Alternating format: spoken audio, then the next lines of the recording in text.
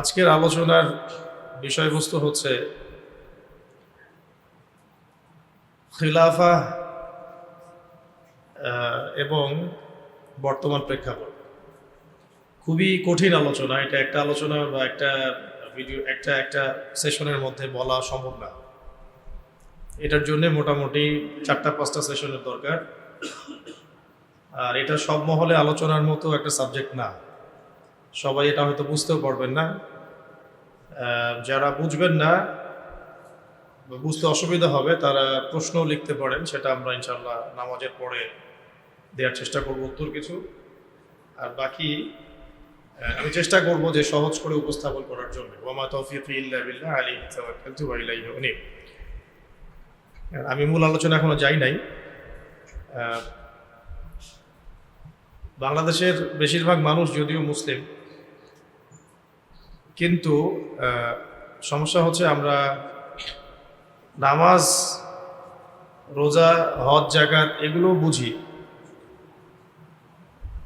কিন্তু আমরা দেখা যায় কোনো কোনো ক্ষেত্রে বসেন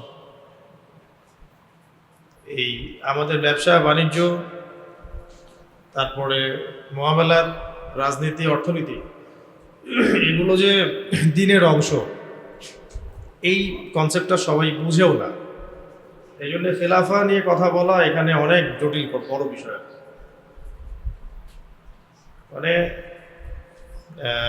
একটা শিশু যে জন্ম লাভ করেছে কেবল, তাকে যদি আমরা এখন বিশ্বের ইতিহাস পড়াইতে যাই তাহলে যেমন কঠিন হবে। তো আমাদের এই সাবকন্টিনেন্টের বাংলাদেশের বেশিরভাগ মুসলমানকে এটা বোঝানো এতটা কঠিন না। আমি চেষ্টা করতেছি আমার মতো করে, আল্লাহ পাক সহজ করে নেবেন। আপনারা একটু মনোযোগ ধরে রাখবেন, আধা ঘন্টা বা 40 মিনিট ইনশাআল্লাহ। প্রথমে আলোচনা এখান থেকে শুরু করতে চাই আমরা যে আল্লাহ রাব্বুল আলামিন আমাদেরকে মানুষ হিসেবে সৃষ্টি করেছে। তো মানুষ হিসেবে সৃষ্টি করার আর অন্য মাখলুক হিসেবে সৃষ্টি করার মধ্যে পার্থক্যটা কি? অন্য মাখলুককে আল্লাহ পাক পৃথিবীতে আল্লাহর খলিফা করেন নাই, কিন্তু মানুষকে আল্লাহ পাক পৃথিবীতে তার খলিফা করেছে। অন্য মাখলুকের পরকালীন কোনো জবাবদিহিতা নেই, আছে? এইটা একটু অ্যান্সার করতে হবে আমার সাথে, ঠিক আছে? প্রত্যেকটা প্রশ্নের অন্য মাখলুকদের কি পরকালে কোনো জবাবদিহিতা আছে? তাদেরকে মাটি হয়ে যেতে বলা হবে, তারা মাটি হয়ে যাবে। তাহলে জবাবদিহিতা কোন দুইটা জাতির? এক মানুষের, ইনসান, এবং একটা হচ্ছে জিন। তা আমরা জিন না, আমরা কি? নাকি আমাদের মধ্যে জিন টিন আছে? কেউ একজন থাকতে পারে, কিন্তু আলোচনা শুনে আসতেছেন কি? জিনা নামাজ পড়ে না? ভালো জিনা নামাজ পড়ে না? তাহলে আমরা ইনসান, আমাদের সৃষ্টির উদ্দেশ্যটাও আলাদা। আমাদের পরকালীন হিসাব নিকাশ আছে, জান্নাত জাহান্নাম আমাদের জন্য। এই জন্যই আল্লাহ পাক সূরা যারিয়াতের 56 নম্বর আয়াতে বলেছেন, ওয়ামা খলাকতুল জিন্না ওয়াল ইনসা ইল্লা লিয়াবুদুন। আমি জিন জাতি আর মানব জাতিকে শুধু আমার ইবাদত করার জন্যই বলেন সৃষ্টি করেছি, শুধুমাত্র আমার ইবাদত করার জন্যই সৃষ্টি করেছি। এই জন্যই জান্নাত জাহান্নামের ফয়সালা আমাদের জন্য। আল্লাহ পাক অন্য মাখলুকদের ক্ষেত্রে বলেন নাই যে আমি তাদেরকে শুধু আমার ইবাদত করার জন্যই সৃষ্টি করেছি, অন্য মাখলুকদের ক্ষেত্রে বলেন নাই। কিন্তু দুর্ভাগ্যজনক হচ্ছে অন্য সব মাখলুক না বলা সত্ত্বেও সবসময় আল্লাহর ইবাদত করছে। এবার মানুষ আর জিনকে এটা বলা সত্ত্বেও মানুষ আল্লাহর ইবাদত করছে না। জিনদের মধ্যে একটা শ্রেণী আল্লাহর ইবাদত করছে না, মানুষের মধ্যে একটা শ্রেণী আল্লাহর ইবাদত করছে না, বরং উল্টা নাফরমানি করছে। বরং উল্টা কি করছে? নাফরমানি করছে। আমরা যে পশুটা জবাই করে আজকে দুপুরবেলা আপনি খাওয়া দাওয়া করেছেন মনে করেন, তো আপনার কি ধারণা এই জানোয়ার কি আল্লাহর ইবাদত করতো না? তাসবিহ পড়তো না? আমরা যে গাছপালা দেখি, আপনাদের কি মনে হয় গাছপালা আল্লাহ পাকের তাসবিহ পাঠ করে না? চাঁদ, সূর্য, তারকা আল্লাহ পাকের তাসবিহ পাঠ করে না? সবাই আল্লাহ পাকের ইবাদত তার মতো করেই আল্লাহ পাক তাদেরকে যেভাবে শিখিয়েছেন সেভাবেই করে। এমনকি একটা জড় বস্তু পর্যন্ত, যেটাকে আমরা জড় মনে করি, কিন্তু আল্লাহ পাক তাদের ক্ষেত্রে বলেননি যে আমি তোমাদেরকে শুধু আমার ইবাদত করার জন্যই সৃষ্টি করেছি, বরং আমাদের ক্ষেত্রে আল্লাহ পাক বলেছেন ওয়ামা খালাকতুল জিন্না ওয়াল ইনসা ইল্লা লিয়াবুদুন, আমি জিন জাতি আর মানব জাতিকে শুধু আমার ইবাদত করার জন্যই সৃষ্টি করেছি। আল্লাহ পাক বলছেন আমাদেরকে শুধু তার ইবাদতের জন্য সৃষ্টি করেছে। তো এখন আপনারা একটা প্রশ্ন করতে পারেন যে তাহলে আমরা ব্যবসা বাণিজ্য, চাকরি বাকরি, বিয়ে শাদী, রাজনীতি, ব্যাংক ব্যালেন্স এগুলো কি তাহলে করবো না? ইবাদত মানে কি তাহলে? ইবাদতের সংজ্ঞাটা কি তাহলে?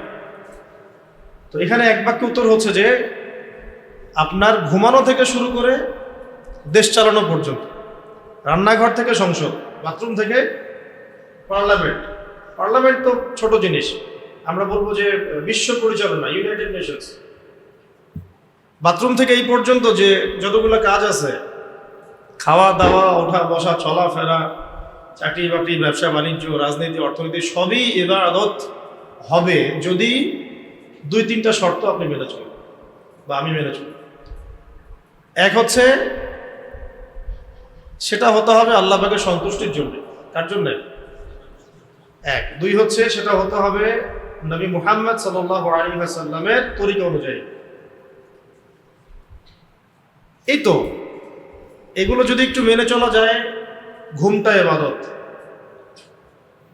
ওয়াশরুমে যাওয়াটা ইবাদত, স্ত্রী সহবাস করা ইবাদত, চাকরি করা ইবাদত, ব্যবসা করা ইবাদত, এমনকি রাজনীতি করাও ইবাদত, অর্থনীতি চালানো ইবাদত, সন্তান প্রতিপালন, বিয়ে শাদী, সবকিছুই, এমনকি বাজারঘাট। বাজারে গিয়ে একটা দোয়া পড়লে 10 লক্ষ নেকি হয়। নামাজের মধ্যে এমন কোনো দোয়া নাই যেটা পড়লে 10 লক্ষ নেকি হবে, এমন হাদিস আছে? পাইছেন কখনো? ওটা অন্য আলোচনা। কিন্তু বাজারে গিয়ে কেউ যদি বলে লা ইলাহা ইল্লাল্লাহু ওয়াহদাহু লা শারীকা লাহু লাহুল মুলকু ওয়া লাহুল হামদ ইউহয়ী ওয়া ইউমীত ওয়া হুয়া হাইয়্যুন লা ইয়ামুত বিয়াদিহিল খায়রু কুল্লুহু ওয়া হুয়া আলা কুল্লি শাইইন কাদির, 10 লক্ষ নেকি হবে। কোথায় গিয়ে পড়লে? বাজারে ঘাট করা ইবাদত, না হলে নেকি হবে কেন? এক কথায় আমাদের জীবনের প্রত্যেকটা কাজই কি ইবাদত হবে যদি আপনি আল্লাহর সন্তুষ্টির জন্য করেন এবং রাসূলের তরিকায় করেন।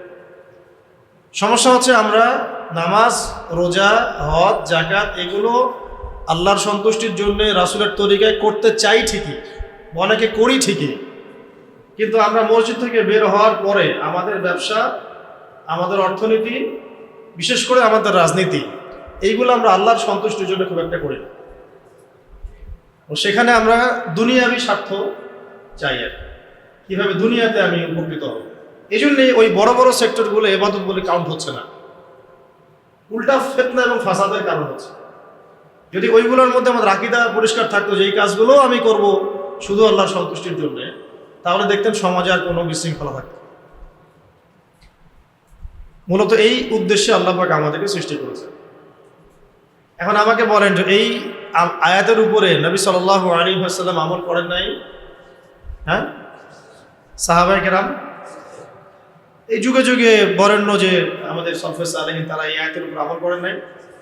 তো এই যে দীর্ঘদিন, আজকে 1446 হিজরি, এটা কত হিজরি? মানে আজকে থেকে 1446 বছর আগে আল্লাহ নবীজি হিজরত করেছেন মদিনায়। তারও আগে তো তিনি নবী হয়েছেন, মানে নবুয়ত পেয়েছেন। নবী তো তিনি শুরু থেকেই। তো এখন এই যে দীর্ঘদিনের ইতিহাস, এই পুরো সময়টা জুড়ে তারা কি এই আয়াতের উপর আমল করেন নাই বলে আপনাদের মনে হয়? এই পুরো সময় জুড়ে তারা কি শুধু নামাজই পড়তেন, নামাজ, রোজা, হজ, যাকাত এগুলোই করতেন, না তারা অর্থনীতি, পররাষ্ট্রনীতি, রাজনীতি, সমাজনীতি সবকিছুই মেনে চলতেন? কোনটা? এই কারণেই তাদের জীবনের প্রত্যেকটা কাজ ছিল ইবাদত। কিন্তু আমাদের জীবনের একটা অংশ হচ্ছে ইবাদত, বাকি একটা অংশ কি জানেন? বাকি একটা অংশ হচ্ছে শয়তানের অনুসরণ। কার অনুসরণ? মানে এক কথায় মসজিদে আপনি পাক্কা মুসল্লি, মসজিদ থেকে বের হওয়ার সাথে সাথেই পাক্কা সুদখোর। বুঝতে পারতেছেন না? মসজিদে ঢুকছেন, আলহামদুলিল্লাহ ইবাদত করছেন, প্রথম কাতারে নামাজ পড়ছেন, কোনো কোনো ক্ষেত্রে মসজিদের দায়িত্বেও আছেন মনে হয় অনেকেই। এখান থেকে বের হওয়ার সাথে সাথেই সুদের সাথে সম্পৃক্ত হচ্ছে, অথবা ঘুষ নিচ্ছে, অথবা মাপে কম দিচ্ছে, অথবা বেপর্দায় চলছে, অথবা রাজনীতি করছে, এমন রাজনীতি যে রাজনীতির সাথে ইসলামের কোনো সম্পর্ক নেই। যে রাজনীতি আমাকে শেখাচ্ছে কিভাবে পশ্চিমাদের স্বার্থ উদ্ধার করতে, ইহুদি খ্রিস্টান মুশরিকদের স্বার্থ কিভাবে বাস্তবায়ন করতে হয়, ওইটা আমি করতেছি। তাহলে ওইটা তো ইবাদত হচ্ছেই না, বরং উল্টা কিসের কারণ হচ্ছে? জাহান্নামে যাওয়ার কারণ। কারণ কেউ যদি কোরআনের একটা আয়াত অস্বীকার করে, সে কি জান্নাতে যাবে না জাহান্নামে যাবে? এখানে তো আপনি কোরআনের শত শত আয়াত অস্বীকার করতেছেন। নামাজ রোজা হজ জায়গাতে আপনি আমি মানতেছি, কোরআন সুন্নাহর সব আয়াত মানতেছি, নিদর্শন মানতেছি। এখান থেকে বের হয়ে অর্থনৈতিক জীবনে আমি মানতেছি না, রাজনৈতিক জীবনে কি আমি মানতেছি, আমি পররাষ্ট্র ক্ষেত্রে মানতেছি, সাংস্কৃতিক জীবনে মানতেছি না, শিক্ষা ক্ষেত্রেও মানতেছি না। তাহলে আমরা কি আসলেই ওই আয়াতের উপর আমল করতে পারতেছি কিনা? তাহলে আল্লাহ পাক আমাদেরকে যে উদ্দেশ্য সৃষ্টি করেছেন সেটা কি বাস্তবায়িত হলো? আমরা কি উত্তর দিতে পারবো আল্লাহর কাছে যে আল্লাহ আমি জীবনের প্রত্যেকটা ক্ষেত্র তোমার ইবাদত করে কাটিয়েছি? কয়জন বলতে পারবে এই কথাটা? বলেন। এখন দুটো হালত হতে পারে। কেউ বলতে পারে ভাই আমি এই সব কিছু মানি, কিন্তু ওইসব ক্ষেত্রে গিয়ে বিভিন্ন চাপে আমল করতে পারি। এটা কিছু মানুষের কথা হইতে পারে যে আমরা সবই মানি, কিন্তু ওই ক্ষেত্রে গিয়ে ওইসব জীবনের ওইসব মানে পর্যায়ে গিয়ে এগুলো বাস্তবায়ন করতে পারছি না বিভিন্ন সমস্যার কারণে, কিন্তু আমি মানি, ইয়াকিন রাখি, বিশ্বাস করি যেটা আল্লাহ পাকেরই আদেশ, এটা তার হুকুম, তার হিসেব আলাদা। এটা একটা স্রোত। আর কিছু মানুষ, বরং বেশিরভাগ মানুষই বাংলাদেশের প্রেক্ষাপটে, তারা মানতেই চাচ্ছেন না যে সেটাও ইসলামের অংশ। তাহলে তাদের হিসাব কি সমান হবে? এখন আসেন, একটা আমরা বিষয় বুঝতে পারলাম যে আল্লাহ পাক আমাদেরকে শুধু তার ইবাদত করার জন্য সৃষ্টি করেছেন। এখন এটার সাথে আরো একটা কথা আছে যেটা আমি প্রথমে আয়াতে লাভ করেছি, এখানে গৌর করে বুঝলেন না। সূরা বাকারায় আয়াত নাম্বার হচ্ছে 30, আল্লাহ পাক বলেছেন বা'দা আউযু বিল্লাহি মিনাশ শাইতানির রাজীম ওয়াইজ ক্বালা রাব্বুকা লিল মালায়েকা ইন্নী জাa'ইলুন ফিল আরদি খলিফা। আপনারা তো এই আয়াতটা জানেন, সবাই কোরআন ভাষায় কোরআন। সূরা বাকারার প্রথম দিকে আছে না একটা 30 নম্বর আয়াত, তো বেশি দূর না। সূরা বাকারার শুরুর দিকে আয়াতগুলো আসছে। আল্লাহ পাক তার নবীকে বলছেন সাল্লাল্লাহু আলাইহি ওয়াসাল্লামকে যে হে নবী স্মরণ করুন সেই সময়ের কথা যখন আমি ফেরেশতাদেরকে বলেছিলাম যে আমি পৃথিবীতে আমার খলিফা সৃষ্টি করতে চাচ্ছি। খুব গৌর করে খেয়াল করেন, আল্লাহ পাক বলেন নাই যে আমি পৃথিবীতে মানুষ সৃষ্টি করতে যাচ্ছি। ওয়াইজ ক্বালা রাব্বুকা, স্মরণ করুন হে নবী সেই সময়ের কথা যখন আপনার রব মানে আল্লাহ বলেছিলেন লিল মালায়েকা, ফেরেশতাদেরকে, ইন্নী জাa'ইলুন ফিল আরদি খলিফা, আমি পৃথিবীতে আমার খলিফা পাঠাতে যাচ্ছি, আমি পৃথিবীতে মানুষ নামে কোনো প্রজাতি সৃষ্টি করতে যাচ্ছি, এমন কথা বলেননি আল্লাহ পাক। কথা কি বুঝতে পারতেছেন? আল্লাহ পাক আমাদেরকে সেখানে মানুষ নামে সম্বোধন না করে তার খলিফা বলে সম্বোধন করেছে। এটা কতদিন আগের কথা? হয়তো লক্ষ লক্ষ বছর আগের কথা, আমরা জানিও না কত বছর আগে, যখন পৃথিবীতে কোনো মানুষের অস্তিত্ব ছিল না। জিন জাতি ছিল হয়তো বা কিছু কিছু, এবং তারা উদ্ধত ছিল। এখন আমরা যা করতেছি ওই রকমই করতে হয়।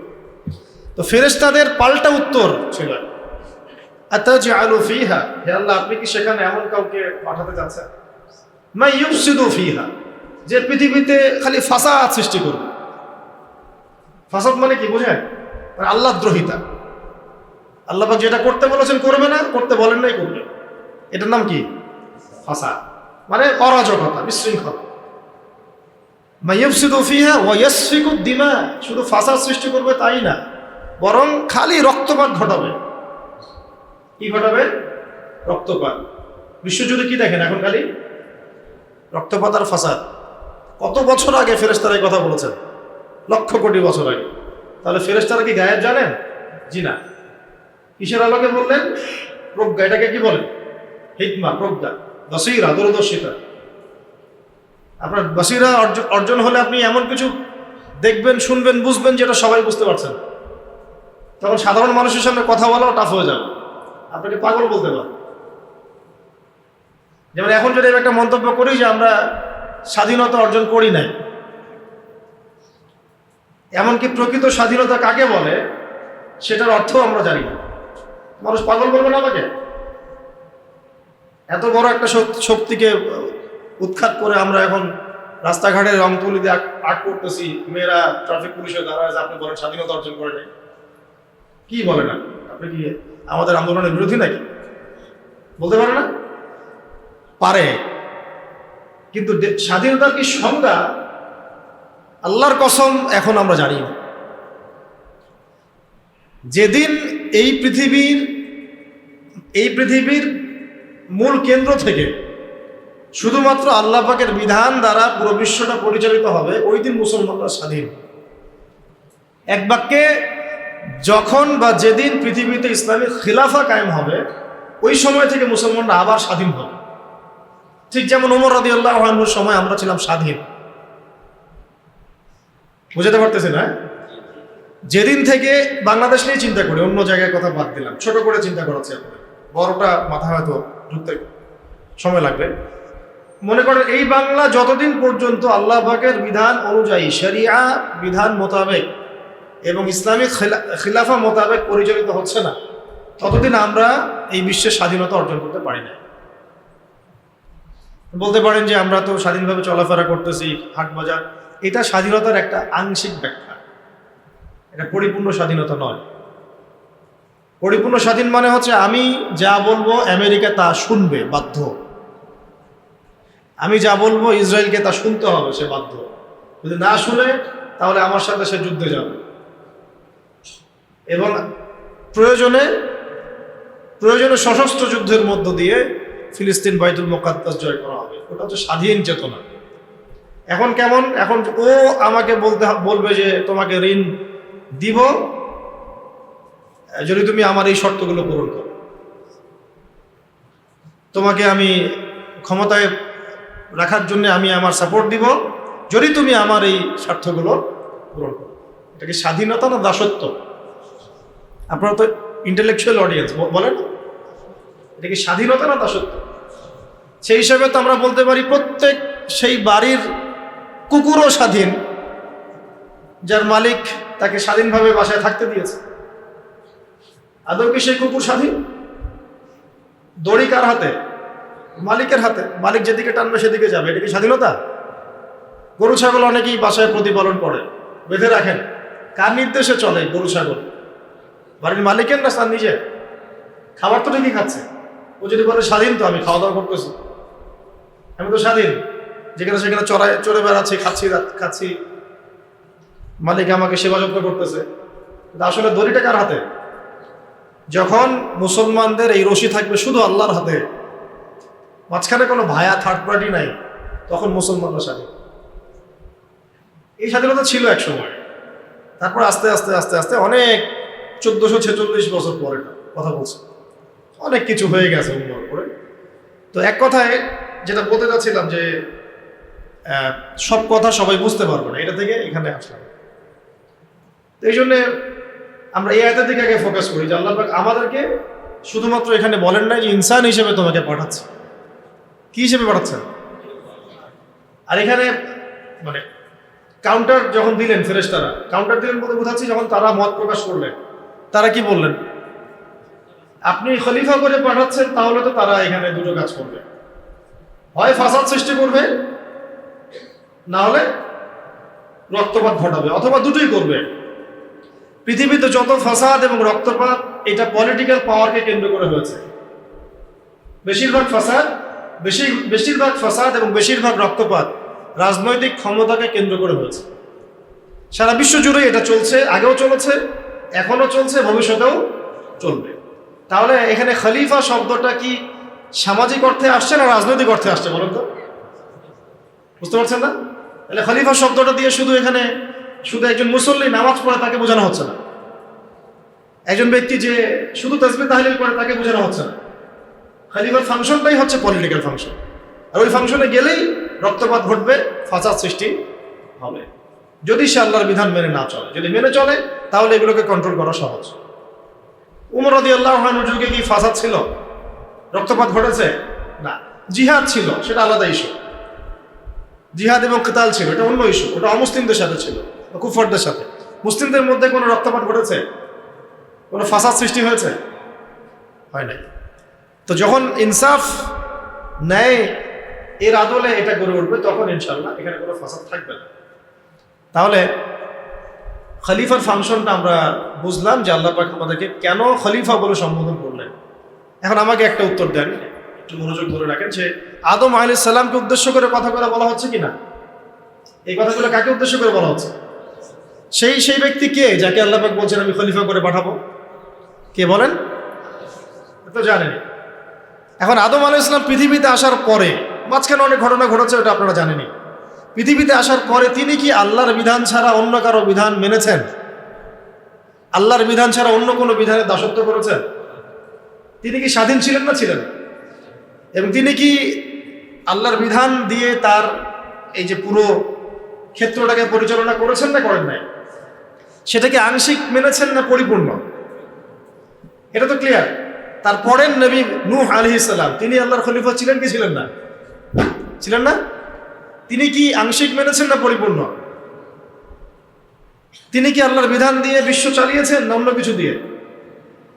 একজন একজন করে উদাহরণ নেন। ইব্রাহিম আলাইহিস সালাম, একই কথা না ভুল? নবী মূসা, ঈসা ইবনে মারইয়াম, নবী দাউদ, সুলাইমান, অসংখ্য নবী রাসূল আল্লাহ পাক পাঠিয়েছেন। নবী রাসূলদের পরে তাদের সাহাবীরা ছিলেন, হাওয়ারিগণ ছিলেন। এমনকি আমাদের নবী মুহাম্মদ সাল্লাল্লাহু আলাইহি ওয়াসাল্লাম পর্যন্ত, এই যে দীর্ঘ বছরের পর বছর, হাজার হাজার বছর, কত নবী রাসূল এসেছেন তার ঠিক নেই, হিসেব নেই, অগণিত অগণিত। তো প্রত্যেক নবী রাসূল কি আল্লাহর বিধান দিয়ে বিশ্ব চালিয়েছেন না অন্য কোনো বিধান দিয়ে? এটা তো বোঝেন। এবং সেটা কি শুধুমাত্র ইবাদত বন্দেগীর জীবনে ছিল না জীবনের সব ক্ষেত্রে ছিল? এই বেসিক কিছু জিনিস বুঝলে আমাদের এত কথা বলার প্রয়োজন হয় না। ভুলটা কোন জায়গায়, কেন হচ্ছে না, নিজেরাই বুঝতে পারো। কারণ তারা আল্লাহ পাকের মনোনীত খলিফা ছিল। এখন আমরা যদি দেখি নবী সাল্লাল্লাহু আলাইহি ওয়াসাল্লামের যুগের পরে 4 খলিফার যুগে যদি আসে, আবু বকর রাদিয়াল্লাহু আনহু, ওমর, উসমান, আলী ইবনে আবি তালিব, তারা কি আল্লাহ রাব্বুল আলামিনের বিধান দ্বারা বিশ্ব চালিয়েছেন না অন্য কোনো বিধান? আংশিক না পরিপূর্ণ? এই জায়গাটাতে আরেকটা ব্যাখ্যার প্রয়োজন আছে, এটা একটু বলি মাঝখানে, নাহলে আপনারা একটু এই জায়গায় মিস হয়ে যাবে। কেন পরিপূর্ণতার কথা বলছি আমরা? 1 নাম্বার, কারণ পরিপূর্ণটা মেনে চললে সেটার নাম হচ্ছে দ্বীন। সেটার নাম কি? আল্লাহ পাক সূরা আলে ইমরানের মধ্যে বলেছেন 19 নম্বর আয়াত, যে ইন্না দ্বীন ইনদাল্লাহিল ইসলাম। আল্লাহর কাছে একমাত্র গ্রহণযোগ্য দ্বীনের নাম কি? বাকি সবই বাতিল, যত বড় বড় কথাই বলুক না, সব কিছু বাতিল। শুধুমাত্র একটা দিন আল্লাহর কাছে মকবুল, সেটার নাম কি? ইসলাম। আর প্রত্যেক নবী রাসূলের দিন কি ছিল? ইসলাম। এখন কি সবাই? তো বিসমিল্লাহি আউয়ালুহু ওয়া আখিরাহ, আলহামদুলিল্লাহ আল্লাযী হাদানা লিহাযা ওয়া মা কুন্না লিনাহতাদিয়া লাউলা আন হাদানাল্লাহ, ওয়া সাল্লাল্লাহু আলা নবিয়িনা মুহাম্মদ ওয়া আলা আলিহি ওয়া আসহাবিহি আজমাইন। তো আমরা এই পর্যন্ত আলোচনা করেছি যে খিলাফা কাকে বলে, খিলাফা এবং বর্তমান রাজনৈতিক সিস্টেমগুলোর মধ্যে পার্থক্য কি, এবং একজন খলিফার দায়িত্ব বা ফাংশনটা কি। আরও আলোচনা করেছি যে দিন, আসলে দিনের প্রকৃত ব্যাখ্যা কি, ঠিক আছে, এবং স্বাধীনতার প্রকৃত সংজ্ঞা কি, এগুলো উঠে আসছে মোটামুটি সংক্ষিপ্ত সময়ে। একটা পয়েন্ট আমরা আজ নামাজের আগে আলোচনা করার সুযোগ পাইনি, সেটা হচ্ছে যখন আমরা মেনে নিলাম বা বুঝতে শিখলাম বা বুঝলাম যে দিন ইসলাম পরিপূর্ণ, জীবনের প্রতিটা ক্ষেত্রেই দিন প্রতিষ্ঠা করতে হবে, এবং রাজনৈতিক অঙ্গনে খিলাফা প্রতিষ্ঠার কোনো বিকল্প নাই, বাকি যত তন্ত্রমন্ত্র মতবাদগুলো আছে এগুলো আপেক্ষিক, এগুলো আমাদেরকে কখনোই প্রকৃত স্বাধীনতা, প্রকৃত সাফল্য দিতে পারবে না। দিলেও এই দুনিয়াতে হয়তো কিছু সামান্য কিছু উপকারিতা দিলেও দিতে পারে কোনো কোনো ক্ষেত্রে, ক্ষেত্র বিশেষে, কিন্তু পরকালে এগুলোর কোনো স্থান নেই। বরং এগুলো কোনো কোনো ক্ষেত্রে ইসলামের সাথে শরিয়ার মানদণ্ডে যদি আমরা বিচার করি কুফর শিরকের পর্যায়ে চলে যেতে পারে। আমরা এই বিষয়ে সবাই মোটামুটি একমত হলাম, জানলাম, বুঝলাম যে খিলাফা প্রতিষ্ঠার কোনো বিকল্প পদ্ধতি নাই যদি আমরা রাজনৈতিকভাবে শক্তিশালী হতে চাই এবং মুসলিমদের সেই হারানো ঐতিহ্য ফিরিয়ে আনতে চাই এবং আমরা বিশ্বের বুকে মাথা উঁচু করে সিংহের মতো বাঁচতে চাই, তাহলে খিলাফা প্রতিষ্ঠার কোনো বিকল্প নাই। মৌলিক প্রশ্ন হচ্ছে এখন তরুণ সমাজের কাছে ছিল আমাদের যে তাহলে এইটা প্রতিষ্ঠা আমরা করব কিভাবে।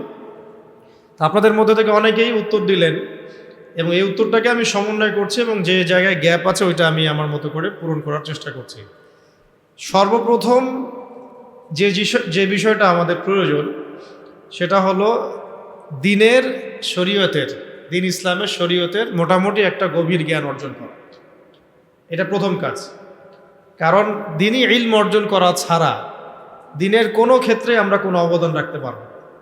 যে বিষয়ে আমার কোনো জ্ঞান নাই সে বিষয়ে আমি কীভাবেই বা জনসচেতনতা তৈরি করতে পারি, আর কীভাবেই বা আমি সেটা নিজে আমল করব, আর কিভাবে প্রতিষ্ঠা করব? দেখি সম্ভব? সম্ভব না। আমি যদি নামাজ সম্পর্কে আমার জ্ঞানই নাই কিভাবে পড়তে হয়, তাহলে আমি তো নিজেই পড়তে পারবো না ঠিক মতো। তাহলে আমি মসজিদে কিভাবে প্রতিষ্ঠাই বা করবো, কেমন করে ইমামতি করব, আর কেমন করে বা আমি নামাজ দেশেই বা প্রতিষ্ঠা করব? সম্ভব? তাহলে এক নম্বর পয়েন্ট কি আসলো বলেন? দিনী ইলমের গভীরতা অর্জন করার জন্য সচেষ্ট হওয়া, চেষ্টা করা। এর মানে এই না সবাইকে মুফতি হতে হবে, সবাইকেই মুহাদ্দিস হতে হবে, সবাইকেই ফকিহ হতে হবে। এটা জরুরিও না এবং সম্ভবও না। এটা কি না? জরুরিও না এবং আসলে সম্ভবও না। নির্দিষ্ট একটা শ্রেণীর মানুষ ফকিহ হন, নির্দিষ্ট একটা শ্রেণীর মানুষ মুহাদ্দিস হন, মুফতি হন, কিন্তু আমভাবে শরীয়তের যে ফরজিয়াতের জ্ঞান এটা আমাদের সবাইকে অর্জন করতে হবে। তলাবুল ইলমি ফরিদাতুন আলা কুল্লি মুসলিম, এটা হলো ব্যাখ্যা। এই পয়েন্টগুলো একটু লিখে নেবেন, বা যখন আমরা ইনশাআল্লাহ এটা প্রচার করব তখন যেন লিখিত আকারেও থাকে বিষয়। এক নম্বর পয়েন্ট হলো কি, কিভাবে আমরা খিলাফা কায়েম করব? প্রথম কাজ শরীয়তের জ্ঞান অর্জনে সচেষ্ট হওয়া, ঠিক আছে? দ্বিতীয়টা হচ্ছে ওই জ্ঞান অনুযায়ী নিজে আগে আমল করা, ইলম অনুযায়ী নিজে আমল করা। এমন কেউ খলিফা হতে পারবেই না যে নিজে ইসলামের এই ফরজিয়াত, ওয়াজিব, সুন্নাত এগুলো আমল করে না। সে কি খলিফা হতে পারবে? ইসলামে যারা খলিফা, বরেণ্য খলিফা আবু বকর রাদিয়াল্লাহু আনহু, ওমর, ওসমান, আলী, তাদের আমল আর আমাদের তাদের এক রাতের আমল আর আমাদের সারা জীবনের আমল কখনো এক হবে? বলেন। সাহাবায়ে কেরাম রাদিয়াল্লাহু আনহুম আজমাইন যুদ্ধের মাঠেও মিসওয়াক করা ছাড়তেন না। সুবহানাল্লাহ। জিহাদের কাতারে দাঁড়িয়েও কি করতেন না? মিসওয়াক করা ছাড়তেন না। আর আমরা কি করি? আমরা কিছু করলে তার সাথে আবার হারাম কিছু গান লাগাই দিচ্ছি, মানুষ গানটাও শুনে ফেলতেছে। সাহাবায়ে কেরাম রাদিয়াল্লাহু আনহুম জিহাদের মাঠেও মিসওয়াক ছাড়তেন না। তাহলে ইলমের সাথে সাথে আমলটা খুব জরুরি বিষয়। আমল না থাকলে ওই তাসকিয়া আসবে না। তাসকিয়া না আসলে তার মধ্যে পরকালীন চেতনাটা অত গাঢ় থাকবে না, এবং আত্মশুদ্ধি ছাড়া কোনো ব্যক্তিকে দিয়ে সমাজ সংস্কার সম্ভব নয়। নবী সাল্লাল্লাহু আলাইহি ওয়াসাল্লামের এই যে এত সাফল্য, তার পিছনে দেখেন অন্যতম একটা কারণ কি, তিনি সবার আগে আমল করে দেখাতেন। আমাদের নবীজি এমন মানুষ ছিলেন না যে আমল করতে খালি বলতেন, বরং নিজে আগে ওটা করে দেখাতেন। কথা ঠিক কিনা? নিজে আমল করে দেখাতেন, বরং অন্যদের চেয়ে বেশি করতেন। তিনি প্রত্যেক রাতে তাহাজ্জুদ পড়তেন। আমাদের উপর প্রত্যেক রাতে তাহাজ্জুদ পড়া ফরজ না, তার উপরে কি ছিল? ফরজ। টানা রোজা রাখতেন, বলতেন যে তোমরা এত টানা রাখতে পারবে না, আল্লাহ পাক আমাকে ঘুমন্ত অবস্থায় খাওয়ান, ঘুমন্ত অবস্থায় পান করান। তো তিনি আরো বেশি করে দেখাতেন। মানে বোঝাতে চাচ্ছি যে আমলহীন ইলমেরও কোনো মূল্য পাওয়া যাচ্ছে না। আমলবিহীন ইলম আপনার উপকার করতে পারছে না। তাহলে আমলটা বাড়াতে হবে। আল্লাহ পাক আমাদেরকে তৌফিক দান করেন। ফরজগুলো আগে পালন করা, সুন্নতের পাবন্দ হওয়া, মুস্তাহাবগুলো না ছাড়া, চেষ্টা করা না ছাড়া। 2 3 নাম্বার হচ্ছে, দেখুন 3 নাম্বারটা হচ্ছে নিজের পরিবারটা গড়া। এই ভাই একজন কথা বলেছেন একটু আগে, এটা নিয়ে একজন, পরিবার গড়ার জন্য সচেষ্ট হওয়া। তবে এটা মনে করবেন না যে পরিবারের সব সদস্যই আপনার মতোই হবে, এমনটা নাও হতে পারে। এটা ক্ষেত্র বিশেষে নাও হতে পারে, হলে আলহামদুলিল্লাহ নূরুন আলা নূর, কিন্তু নাও হতে পারে। কারণ অনেক ক্ষেত্রে দেখা গেছে যে পরিবারের লোকজন ইসলামের বিপক্ষে অবস্থান নিয়েছে। হয় নাই? নবীর ক্ষেত্রে হয় নাই? আমাদের নবীজির ক্ষেত্রে হয় নাই? আপনারা সিরাত পড়লে তাজ্জিব হয়ে যাবেন যে ইসলামের ইতিহাসে জিহাদের মাঠে সর্বপ্রথম তীর ছুঁড়েছেন যে সাহাবী, মানে প্রথম ফায়ার করেছেন, তীর ছুঁড়েছেন যে সাহাবী, তার নাম সাদ ইবনে আবি ওয়াক্কাস রাদিয়াল্লাহু আনহু। কি নাম? 10 জন সাহাবী জান্নাতের সুসংবাদ প্রাপ্ত, তার মধ্যে একজন। কি নাম বলেন? এটা জানলেন। আবার উহুদের মাঠে যে কয়েকজন কাফের আল্লাহ নবী সাল্লাল্লাহু আলাইহি ওয়াসাল্লামের উপরে আঘাত করেছিল, তার মধ্যে একজন হচ্ছেন উতবা বিন আবি ওয়াক্কাস। কি নাম? আপনারা জানলে আজীব হবেন, তাজিব হবেন, তাজ্জিব হয়ে যাবেন যে উতবা বিন আবি ওয়াক্কাস এই সাদ ইবনে আবি ওয়াক্কাস রাদিয়াল্লাহু আনহুর ভাই। কি বুঝলেন? কি বুঝলেন? একজন 10 জন জান্নাতের সুসংবাদ প্রাপ্ত সাহাবীদের একজন, ইসলামের জন্য প্রথম তীর ছুঁড়েছেন কে? তার ভাই উতবা বিন আবি ওয়াক্কাস কি করলেন উহুদের যুদ্ধে? তাহলে আমরা একটা আইডিওলজি পেলাম যে সবাই এক মতাদর্শের হতে হবে, এটা জরুরি। নিজের পরিবারেই হয়তো হবে না, নিজের স্ত্রীও নাও কথা শুনতে পারে, নিজের সন্তান কথা না শুনতে পারে, নিজের ভাই নাও বুঝতে পারে, আপনার ভাষা হয়তো তারা বুঝবেই না, এমনও হইতে পারে। তাই বলে আমরা তাদের উপর মেহনত করা ছাড়বো না, তাদের জন্য দোয়া করা ছাড়বো না। তাদের জন্য আমরা মেহনত করব, দোয়া করব, বুঝানোর চেষ্টা করব, কিন্তু জরুরি না যে সবাই বুঝবেই। তাহলে পরিবার গড়ার জন্য চেষ্টা করব, কিন্তু এটাও খেয়াল রাখবো যে সবার ভাগ্যে হেদায়েত নসিব নাও হতে পারে। এটা আল্লাহর পক্ষ থেকে আসবে, আল্লাহ পাক যাকে ইচ্ছা তাকে হেদায়েত দিতে পারে। আচ্ছা, এবার আসেন, কয়টা পয়েন্ট হলো? 3টা হয়ে গেছে। 4 নম্বর পয়েন্টটা হচ্ছে সবার রিজিক হতে হবে হালাল। হারাম রিজিকের ব্যক্তি দিয়ে না হবে দাওয়াত, আর না জিহাদ, না খেলাফ। রিজিকে সুদ, রিজিক নোংরা, ঘুষ, দুর্নীতি, আত্মসাৎ, অন্যের সম্পদ আত্মসাৎ করছেন, নাউযুবিল্লাহ, এই বাজারে মাপে কম দিচ্ছেন, ইত্যাদি ইত্যাদি। তাহলে এই রিজিক খেয়ে কি ইলম অর্জন হবে, আর কি ইবাদত করা হবে, আর কি তাজকিয়া অর্জন হবে, এটা আপনি বুঝতে পারছেন। আর খিলাফা তো বহু দূরের কথা, তাই না? ওইটা তো চূড়ান্ত একটা স্টেজ, যে একদম বিশ্বের ক্ষমতা, রাজনৈতিক ক্ষমতা হাসিল করা। তাহলে আমাদের সব রিজিকটাকে হালাল করার চেষ্টা করতে হবে। এখন তো সুদের মাধ্যমে নোবেল পুরস্কার পায় মানুষ, তাই না? এটা তো জাতিগত অবস্থা। তাহলে আপনি রিজিক হালাল কত টাফ বুঝতে পারছেন কিনা, কত কঠিন রিজিক হালাল হওয়া। আমরা পশ্চিমাদের কাছে গ্রহণযোগ্যতার মানদণ্ড বানাচ্ছি কোনো কোনো ক্ষেত্রে, অথচ আমরা ভুলে গেলাম যে সবচেয়ে গ্রহণযোগ্য সে ব্যক্তি যে আল্লাহর কাছে গ্রহণযোগ্য। কি আশ্চর্য! অং সান সুচি নোবেল পুরস্কার পেয়েছিল, মনে আছে আপনাদের? কিসে? পিস, শান্তিতে। যার হাতে আরাকানের বহু মুসলিম এবং অমুসলিম, শুধু মুসলিম না, মুসলিম অমুসলিম বহু মানুষের রক্ত লেগে আছে। কিসে নোবেল পুরস্কার পাইছে সে? এখন যদি আমি এই পুরস্কারের মানদণ্ডে তাকে যাচাই বাছাই করা শুরু করি,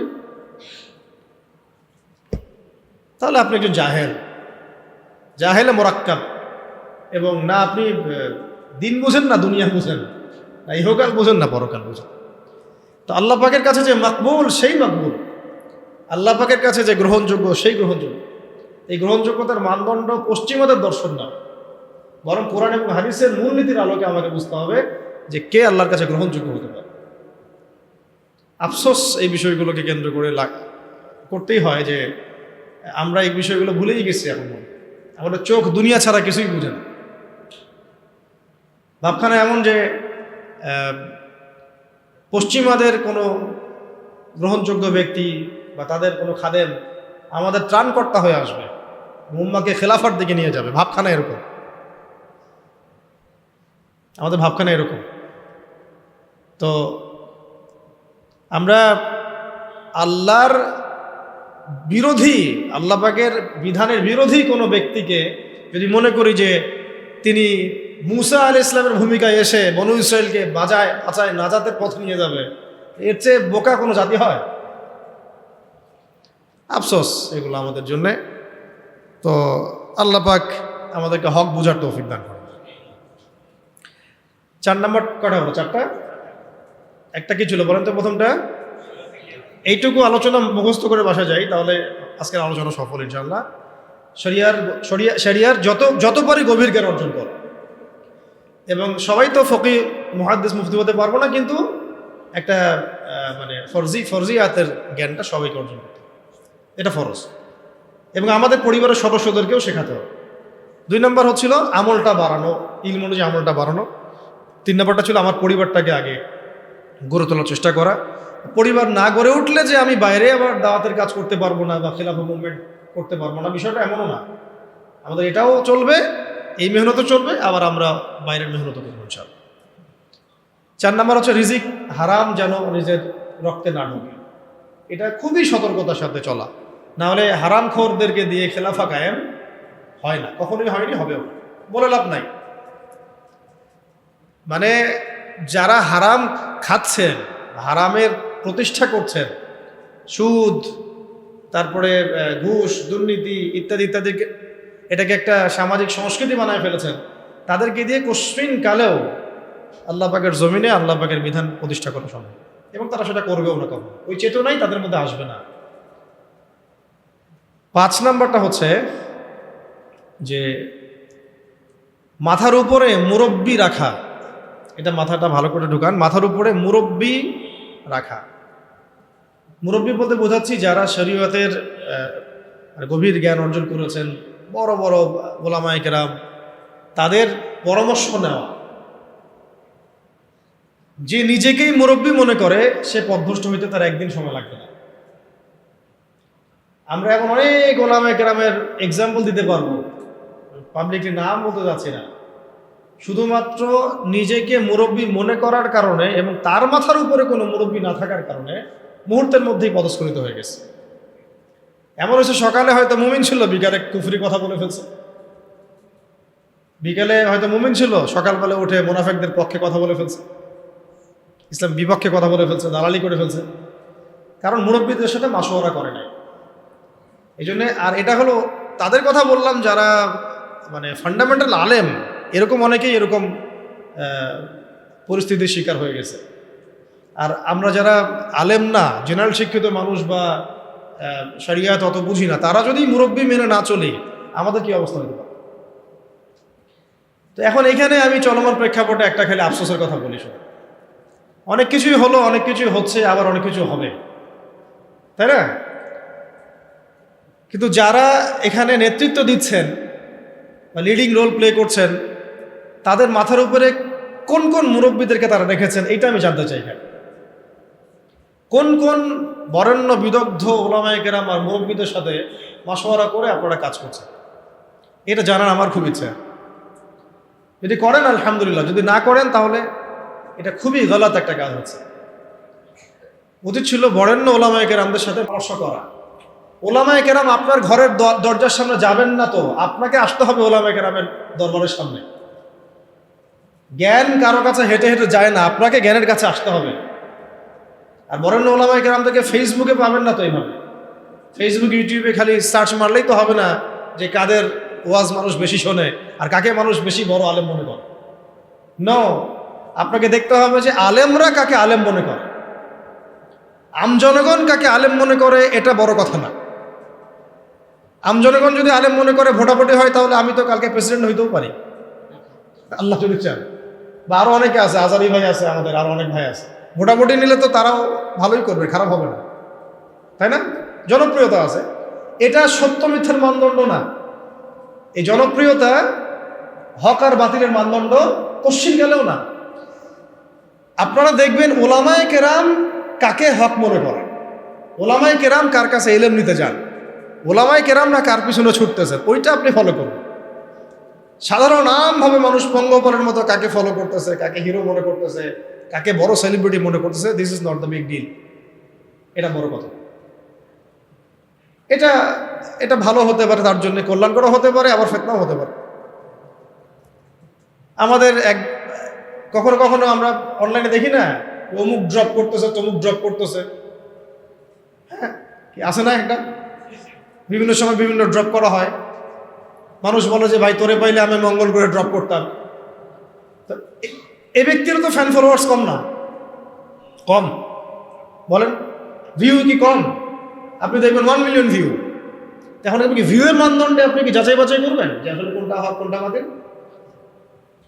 বাংলাদেশের অনেক কিছু ইসলামিক ক্ষেত্রেও, রাজনৈতিক ক্ষেত্রেও এবং সামাজিক ক্ষেত্রেও অনেক বিষয়ের সিদ্ধান্ত গৃহীত হচ্ছে ফেসবুকের মাধ্যমে।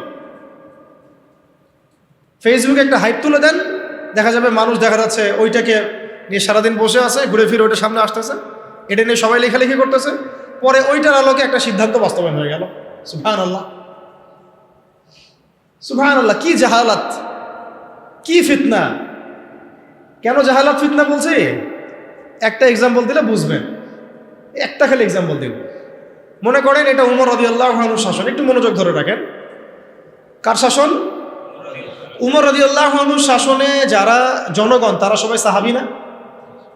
তারা আল্লাহর রাসূলকে দেখেছেন না? এই দীর্ঘ সময় রাসূলের সহবত ছিলেন না?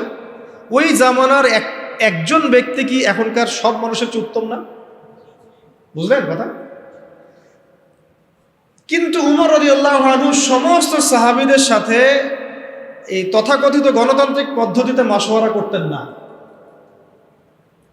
মাশওয়ারা করার জন্য ওই সাহাবীদের মধ্যেও বাছাইকৃত একটা প্যানেল ছিল তার, যেটাকে বলা হতো মজলিসে শুরা। কি বলা হতো?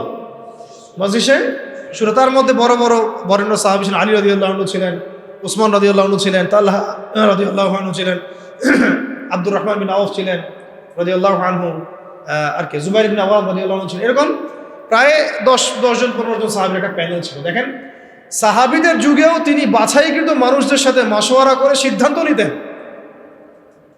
আমি কি পয়েন্ট বুঝতে পারছি? সাহাবীদের যুগেও তিনি বাছাইকৃত সাহাবীদের সাথে মাশওয়ারা করে সিদ্ধান্ত নিয়ে রাষ্ট্র পরিচালনা করতেন। আর আমরা ফেসবুকের হাইপ থেকে সিদ্ধান্ত নেই। ফেসবুকে কাকে মানুষ হিরো মনে করছে, কাকে কার ভিউজ বেশি, কার ফলোয়ার্স বেশি, কে কোন হাইপে চলছে ইত্যাদি। আউযুবিল্লাহি মিন যালিক, হাযা ওয়াল্লাহি ফিতনাতুন আযীমা। এটাই আল্লাহর কসম করে বলতেছে, এটা বিশাল ফিতনা। এখন এই হাইপের খপ্পরে পড়লে সবসময় সিদ্ধান্ত সঠিক হবে না, বেশিরভাগ ক্ষেত্রে ভুলও হইতে পারে। অমুক ইসলামী সংগঠনের আমির কে হবে, এটার ফয়সালা হচ্ছে ফেসবুকে। আর ফেসবুক তো ইউজ করতেছে সবাই, মানুষ, জিন, ইনসান, গরু, ছাগল, হাঁস, মুরগি, সবগুলো। যেদিন বুঝে না, যে আলেম না, যে কোরআন পড়তে পারে, যে পারে না, সবাই ইউজ করতেছে, সবাই মতামত দিচ্ছে। আর সবার মতামত সামনে যখন আসতেছে, একটা বিশৃঙ্খল অবস্থা। একটা এক্সাম্পল দিলাম, উমর রাদিয়াল্লাহু আনহু সমস্ত সাহাবীদের মধ্যে থেকে বাছাইকৃত সাহাবীদেরকে নিয়ে মজলিসে শুরার মধ্য দিয়ে সিদ্ধান্ত নিয়ে রাষ্ট্র চালিয়েছেন বলেই তো ওই যুগটাকে বলি আমরা সোনালী যুগ। ওই জামানায় যদি ফেসবুক থাকতো তাহলে অবস্থা খারাপ ছিল। সলফে সালেহিনদের যুগে এই ফিতনাটা আসে নাই বলে তাদের চরিত্র আল্লাহ পাক হেফাজত করেছে। এখনকার যুগে যদি আবু হানিফা রাহিমাহুল্লাহ বয়ান করা শুরু করে, তার বয়ানের যে কত ভুল মানুষ ধরা শুরু করবে আল্লাহই ভালো জানেন ফেসবুকে। যাই হোক, ওইটা আলাদা ইস্যু, আমি ওইদিকে আর গভীর করছি না। আমি বলতে চাচ্ছিলাম যে মাথার উপরে কি রাখা ভাই? বরেণ্য ওলামায়ে কেরামদের, মুরব্বীদের একটা প্যানেল রাখা, অন্তত 5 জন 10 জন, যতজন পারেন আপনি, অন্তত একজন বলবো আমি, অন্তত কয়জন? অন্তত একজন আপনার শায়েখ থাকা উচিত, মুহাক্কিক, হকপন্থী আলেম শায়েখ থাকা উচিত। এবং তাদেরকে আপনি ফেসবুকে খুঁজে পাবেন জরুরি না, কারণ বরেণ্য ওলামায়ে কেরামদের আমি দেখেছি তাদের 99%ই ফেসবুক ইউজ করে না। তার মানে কি বাংলাদেশে কোনো আলেম নাই? ফেসবুকে ঢুকলে তো আপনি যাদেরকে দেখছেন এরা বাদ দিয়ে কি বাংলাদেশে কোনো আলেম নাই? মুহাক্কিক ওলামায়ে কেরাম যারা আল্লাহর ওলি টাইপের মানুষ, তাদের কারোরই ফেসবুক অ্যাকাউন্ট নাই। আমি কারো ফেসবুক অ্যাকাউন্ট দেখিনি তাদের। তাহলে আমরা কিসের মানদণ্ডে কি ফয়সালা করতেছি? এখন এই মানুষগুলো কি আমার দরজায় হেঁটে হেঁটে আসবেন, না আমাদেরকে তাদের কাছে যেতে হবে? তো কই আমরা জাতিগত সিদ্ধান্ত নেওয়ার সময় কই গেলাম, কই যাচ্ছি, কোথায়, বরং খোঁজারও তো চেষ্টা করছেন। আমাকে বলেন, একটা দলিল দেই। ওই যে মুসা আলাইহিস সালাম যখন জানলেন যে তার চেয়ে একজন জ্ঞানী মানুষ আছে, মনে আছে? আল্লাহ পাক তাকে জানালেন যে তুমি সবচেয়ে জ্ঞানী মানুষ নও পৃথিবীতে, তোমার চেয়ে একজন জ্ঞানী মানুষ আছে, তার নাম খিদির। তার নাম কি? খিজির আলাইহিস সালাম। তো মুসা আলাইহিস সালাম কি বললেন যে তাকে আমার কাছে আল্লাহ পাঠায় দেন, তো আমি তার কাছ থেকে মশওয়ারা নিই, পরামর্শ নিই? বরং বললেন যে আল্লাহ কি বললেন, আরেকটা কি জানি, আরবিটা বলেন। হ্যাঁ, وإذ قال موسى لفتاه لا أبرح حتى أبلغ مجمع البحرين أو أمضي حقبا। সুবহানাল্লাহ, কি চমৎকার আয়াত, কি চমৎকার আয়াত! আমি বুঝাতে পারবো না আয়াতের ব্যাখ্যাটা আপনাদেরকে।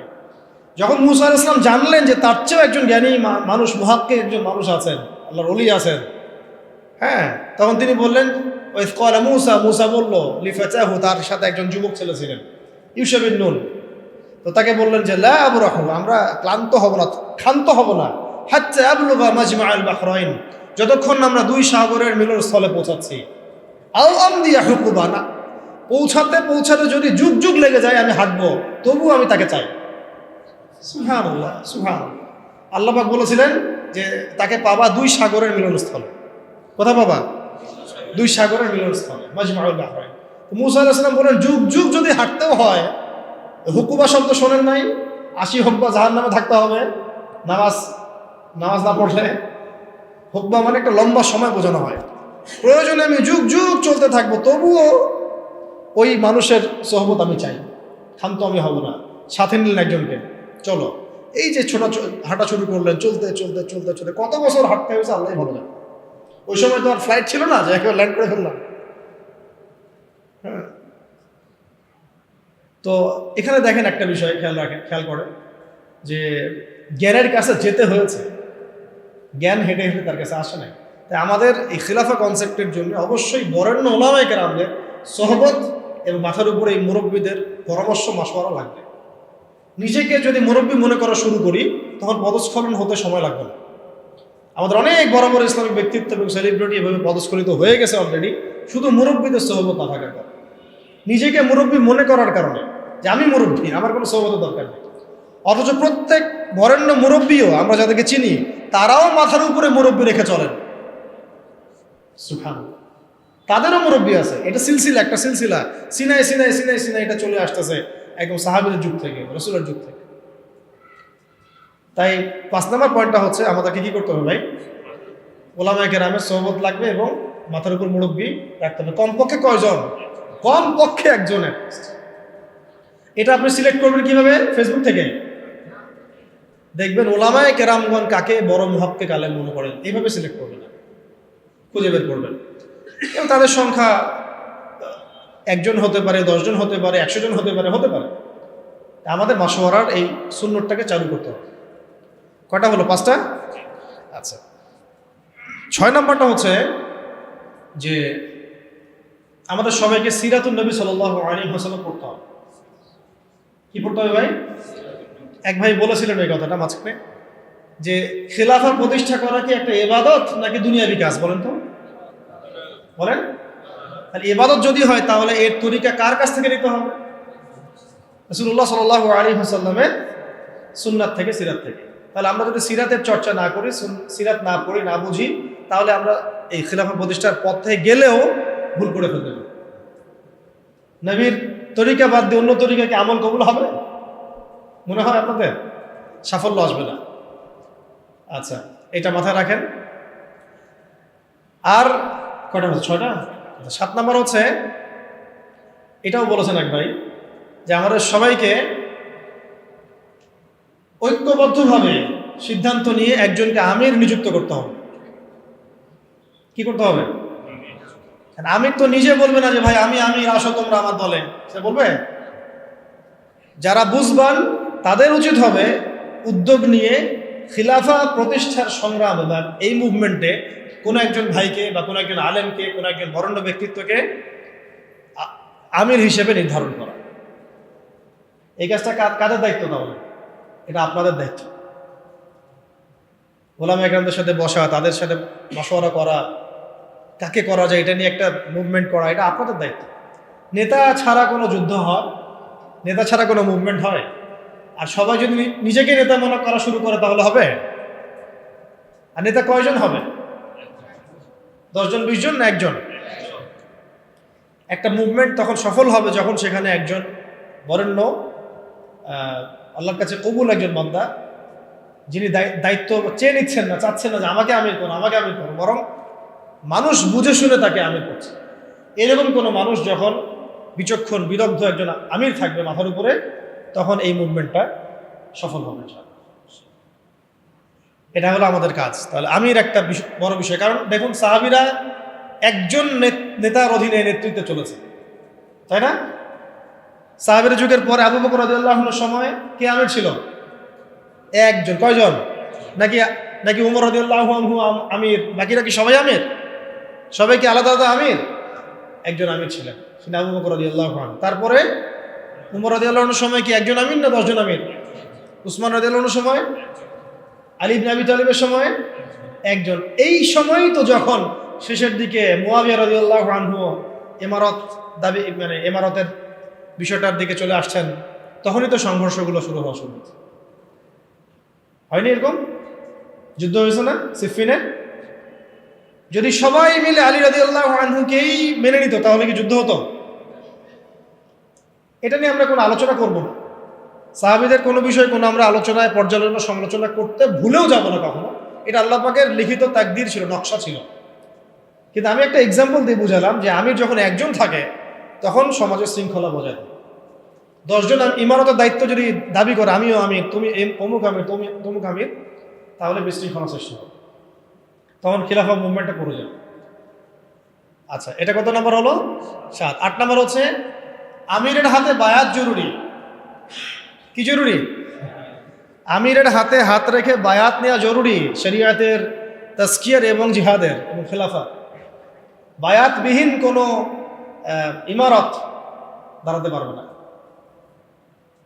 কেন? কারণ যখন আমরা যখন বরেণ্য ওস্তাদদের কাছে, মুরব্বীদের কাছে বায়াত করি, তখন কোনো ব্যবসা শুরু করার আগেও তার সাথে পরামর্শ করি যে আমি এটা করতে যাচ্ছি, ওস্তাদ কেমন হয়, ভালো ভালো না, বা আমি এটা শুরু করতে যাচ্ছি, আপনার মশওয়ারা আছে, এই পরিস্থিতিতে আমাদের কি করা উচিত, একটু মশওয়ারা আছে।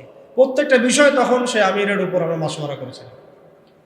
আর যখন আপনি বায়াতবিহীন, তখন আপনি যা ইচ্ছা তাই করতে পারেন, কারণ আপনি তো আনুগত্য করেননি আমার, বা আপনি তো সেই আমিরের আনুগত্য করেননি। তার কাছে আল্লাহ পাককে সাক্ষী রেখে তো আপনি তার হাতে হাত রেখে প্রতিশ্রুতি দেন নাই যে আমি আপনাদের সাথে আছি, বা আল্লাহর জন্য আমি আপনার এই মুভমেন্টে আছি এবং ইনশাআল্লাহ আমি এর জন্য আমার জানমাল ব্যয় করবো। আপনি তো কোনো প্রতিশ্রুতিই দেন নাই, তাহলে আপনার দ্বারা গাদ্দারি হবে না, এর কোনো নিশ্চয়তা আছে?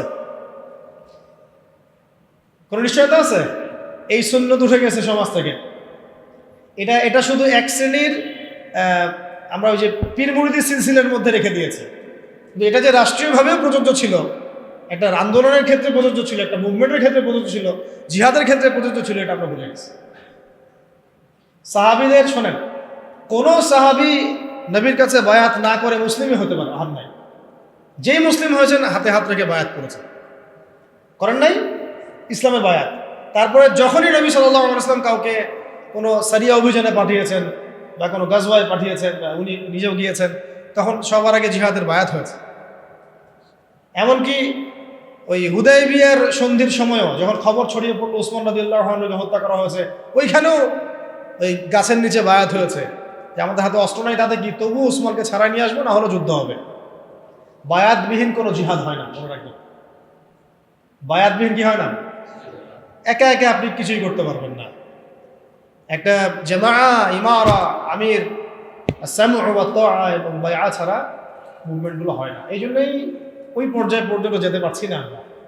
আর যারা দেখেন ওই পশ্চিমা শক্তির মোড়ল, নাম না হয় নাই বললাম, ওই রাষ্ট্রের নামও নিতে ইচ্ছা করে না, তাদেরকে যে পিটিয়ে বের করছে খোরাসান থেকে, 20 বছর ধরে মাইট দিছে, তাদের মধ্যে এই সুন্নতগুলো ছিল। আমির ছিলেন, ইমারা ছিল, জামাআ ছিল, ঐক্য ছিল, বায়াত ছিল। এইটা আমাদের মধ্যে উঠে গেছে, এটা জরুরি।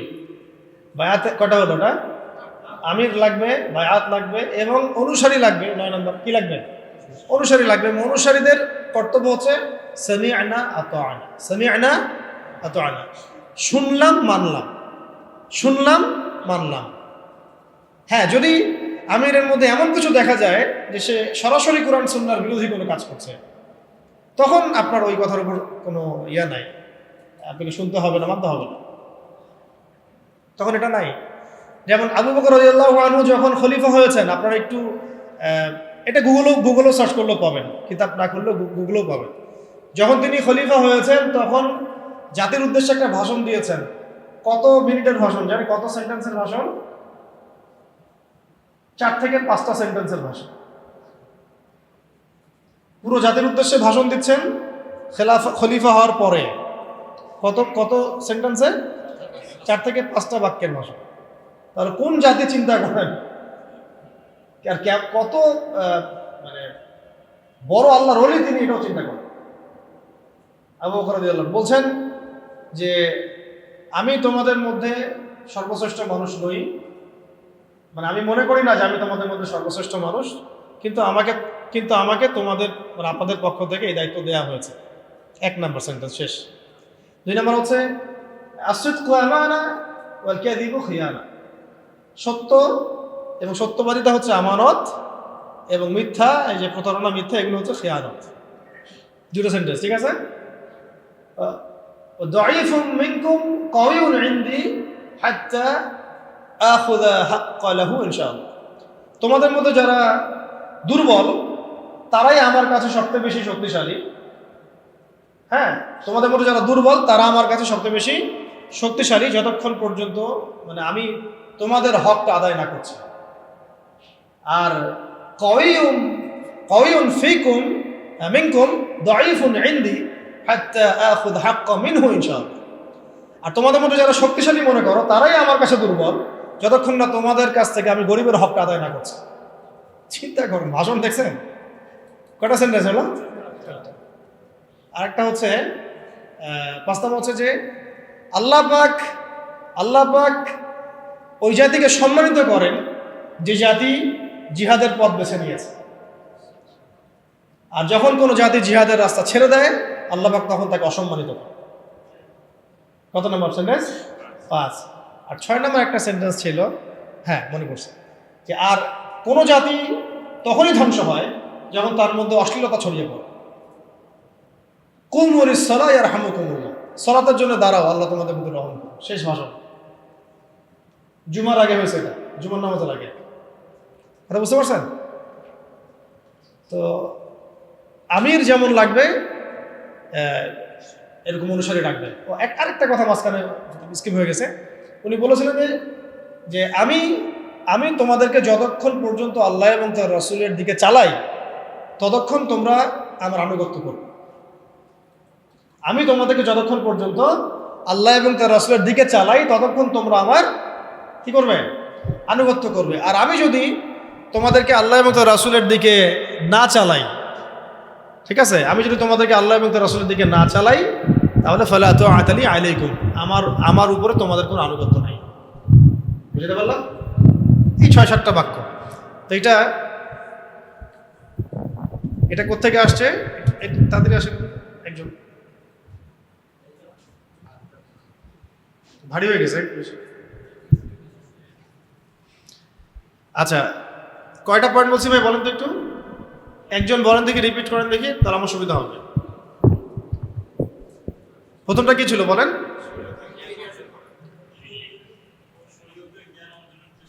1। 2 নম্বর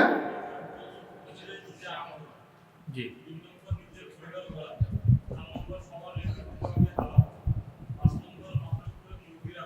জি,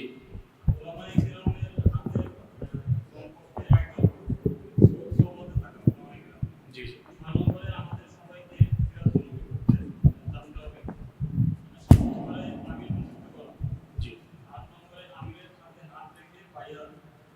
জি, বায়াত পর্যন্ত আসছে না? বসো। তারপরে হ্যাঁ, অনুসারী বলতে গিয়ে বোঝাচ্ছিলাম যে অনুসারীদের কাজ হচ্ছে এটা, যে আমি যতক্ষণ পর্যন্ত তাদেরকে আল্লাহ এবং তার রাসূলের দিকে নিয়ে যাচ্ছেন ততক্ষণ তার আনুগত্য করা। যদি আল্লাহ এবং তার রাসূলের বিরুদ্ধে নিয়ে যায় বা মানে ভুল কিছু করে, কোরআন সুন্নাহ থেকে বাইরে বের হয়ে যায়, সেক্ষেত্রে কোনো আনুগত্য নেই। তবে কি সামান্য বিষয়েই যে তার আনুগত্য ছেড়ে দিতে হবে এমন না, তাকে নসিহত করতে হবে, পরামর্শ দিতে হবে, সংশোধনের চেষ্টা করতে হবে, ধৈর্য ধরতে হবে। তাহলে 8টা মোটামুটি পয়েন্ট হয়েছে, হ্যাঁ 8টা বা 9টা আছে। 8টা 10 নম্বর পয়েন্টটা হচ্ছে যে সুরাভিত্তিক সিদ্ধান্ত নেওয়া। কি করা? মজলিসে সুরাভিত্তিক সিদ্ধান্ত নেওয়া। একটু আগে একটা কথা বলে এক্সাম্পল দিয়েছিলাম, উমর রাদিয়াল্লাহু আনহু তার একটা সুরা প্যানেল ছিল না? এই সুরা প্যানেল থেকে সিদ্ধান্ত গৃহীত হতো, তারপর এটা পুরো জনগণের উপরে বাস্তবায়ন। কথা বুঝতে পারছেন? তাই আমাদেরকে ওইভাবেই একটা প্রত্যেকটা ক্ষেত্রে একটা সুরা কমিটি থাকতে হবে, যারা মাশওয়ারা করে পরামর্শের মধ্য দিয়ে সিদ্ধান্ত নেয়। এটা একটা যেহেতু রাষ্ট্রীয় ব্যাপার, এটা বিভিন্ন স্তরে স্তরে ভাগ হতে পারে। যেমন কেন্দ্রীয় একটা সুরা কমিটি, সুরা সদস্য, জেলাভিত্তিক সুরা সদস্য, থানাভিত্তিক সুরা সদস্য, এভাবে হয়তো একটা চেইন অফ কমান্ড থাকতে পারে, কিন্তু মূল সুরা থাকবে একটা কেন্দ্রীয়। এখান থেকেই সব কিছু ফয়সালা হচ্ছে। আপনারা কি জানেন যে বর্তমান বিশ্ব যে চলতেছে এই তাগুতি বিধান দিয়ে, শয়তানি বিধান দিয়ে, এরও একটা সুরা পরিষদ আছে? হ্যাঁ, ওটা কি? জাতিসংঘ। হ্যাঁ, এটা ও জাতিসংঘ চাচা বুঝতে পারছে। অবাক হইলাম। জাতিসংঘ না, জাতিসংঘের সাধারণ পরিষদ না, কিন্তু জাতিসংঘের সিকিউরিটি কাউন্সিল। দুটা ওখানে প্যানেল আছে, কিন্তু একটা সাধারণ পরিষদ, একটা হচ্ছে কি সিকিউরিটি কাউন্সিল। সিকিউরিটি কাউন্সিল থেকে সিদ্ধান্ত গৃহীত হয় যে কি হবে না হবে, কোন কোথায় কি করবো। কে জানে বাংলাদেশ নিয়ে ওরা কি প্ল্যান করতেছে, আল্লাহ ভালো জানে। প্ল্যান তো করতেছে। আপনারা তো এই রেল লাইন যাচ্ছে বা রেলের কথা শুনে অনেক অবাক হচ্ছেন বা আফসোস করতেছেন ইত্যাদি ইত্যাদি। কালকে যদি শুনেন যে সেন্ট মার্টিনও গায়েব হয়ে গেছে, তাহলে অবাক হওয়ার কিছু নেই। ইশারাই বুঝে নিন। রেল লাইন চালু হচ্ছে বা হবে, এটা নিয়েও তো আমরা অনেক আফসোস করলাম, অনেকে পক্ষে বিপক্ষে লিখলাম, তাই না? কথা বললেন, অনেকে জনমত গঠন করলেন, সার্বভৌমত্বের জন্য হুমকি ইত্যাদি অনেক কথা বললেন। এখন আগামীকাল যদি দেখেন যে সেন্ট মার্টিন নাই বাংলাদেশের ম্যাপ থেকে, ওখানে অন্য কোনো রাষ্ট্রের মানে সামরিক ঘাঁটি হয়ে গেছে, অবাক হওয়ার কিচ্ছু নেই। কারণ সব যত শয়তানির গোড়া এখন ওই পশ্চিমার মধ্যে, ওই জায়গাতে তারা এগুলা মাথা কাটায়, কি করবে না করবে, কোথায় কি। শোনেন, এটা তো কিছুই না, বাংলাদেশ তো ছোট রাষ্ট্র একটা, দুর্বলই বলা যায় বিশ্বের প্রেক্ষাপটে। আরবের 8-10টা রাষ্ট্রকে 2-3 বছর 4 বছরের ব্যবধানে আরব বসন্তের স্লোগান দিয়ে পুরাই চেঞ্জ করে ফেলে দিয়েছে। এটা এমন এক দাজ্জালীয় শক্তি। দাজ্জাল তো মানুষের রূপে আসে নাই, অনুসারী তো ওরা তৈরি করে রেখে দিছে। আপনারা হাদিস পড়েন, আমরাও পড়ি। আগে একভাবে বুঝতাম, যতদিন যাচ্ছে আল্লাহ পাক অন্যভাবে বোঝার তৌফিক দিচ্ছেন, আলহামদুলিল্লাহ। দাজ্জাল যে সারা বিশ্ব চষে বেড়াবে, ওকে সারা বিশ্বের প্রত্যেক গ্রামে গ্রামে হেঁটে হেঁটে বেড়াবে, নাকি অনুসারী দিয়ে শাসন করাবে? কমন সেন্স না? সব জায়গায় যে ওকে প্রত্যেক নূরপুরে ওকে আসতে হবে ওর শাসন প্রতিষ্ঠা করার জন্য? ওর কোনো এজেন্ট থাকলেই যথেষ্ট। আবার ভালো দিক দিয়ে দেখেন, ওমর রাদিয়াল্লাহু আনহু খেলাফতের সময় তিনি কি পুরো বিশ্বের সব জায়গায় ঘুরে ঘুরে বেরিয়ে শাসন করেছেন? তিনি ছিলেন মদিনায়, চেইন অফ কমান্ড। তার অনুসারী সাহাবায়ে কেরাম রাদিয়াল্লাহু আনহুম তারা বিভিন্ন জায়গায় তাদের কাজ করছেন, ইসলামের কাজ করছেন। এটাই তো মানে স্ট্র্যাটেজি হয়। দাজ্জাল আসে নাই, বের হয়নি, তো কি হয়েছে? ওর অনুসারী তো অ্যাক্টিভ সবাই। তো 10 নম্বরটা বলছিলাম কি ভাই, আমাদের মজলিসে সুরাভিত্তিক সিদ্ধান্ত নিতে। সুরাভিত্তিক সিদ্ধান্ত ছাড়া আমরা আগাতে পারবো না। এবং এটা এই সুরা সদস্য আপনি নির্ধারণ করবেন কিসের ভিত্তিতে? টাকা পয়সা, ইলম, আমল, তাজকিয়া, পরহেজগারিতা এবং তার বিচক্ষণতা, প্রজ্ঞা, এগুলোর ভিত্তিতে এটা বিচার করা হয়। এখানে একজন ব্যক্তি থাকতে পারেন যার বয়স 20 বছর, এমন ব্যক্তিও মজলিসে সুরায় থাকতে পারে, তার যদি জ্ঞান, প্রজ্ঞা, বিচক্ষণতা থাকে, কোনো সমস্যা নাই, আমল থাকে।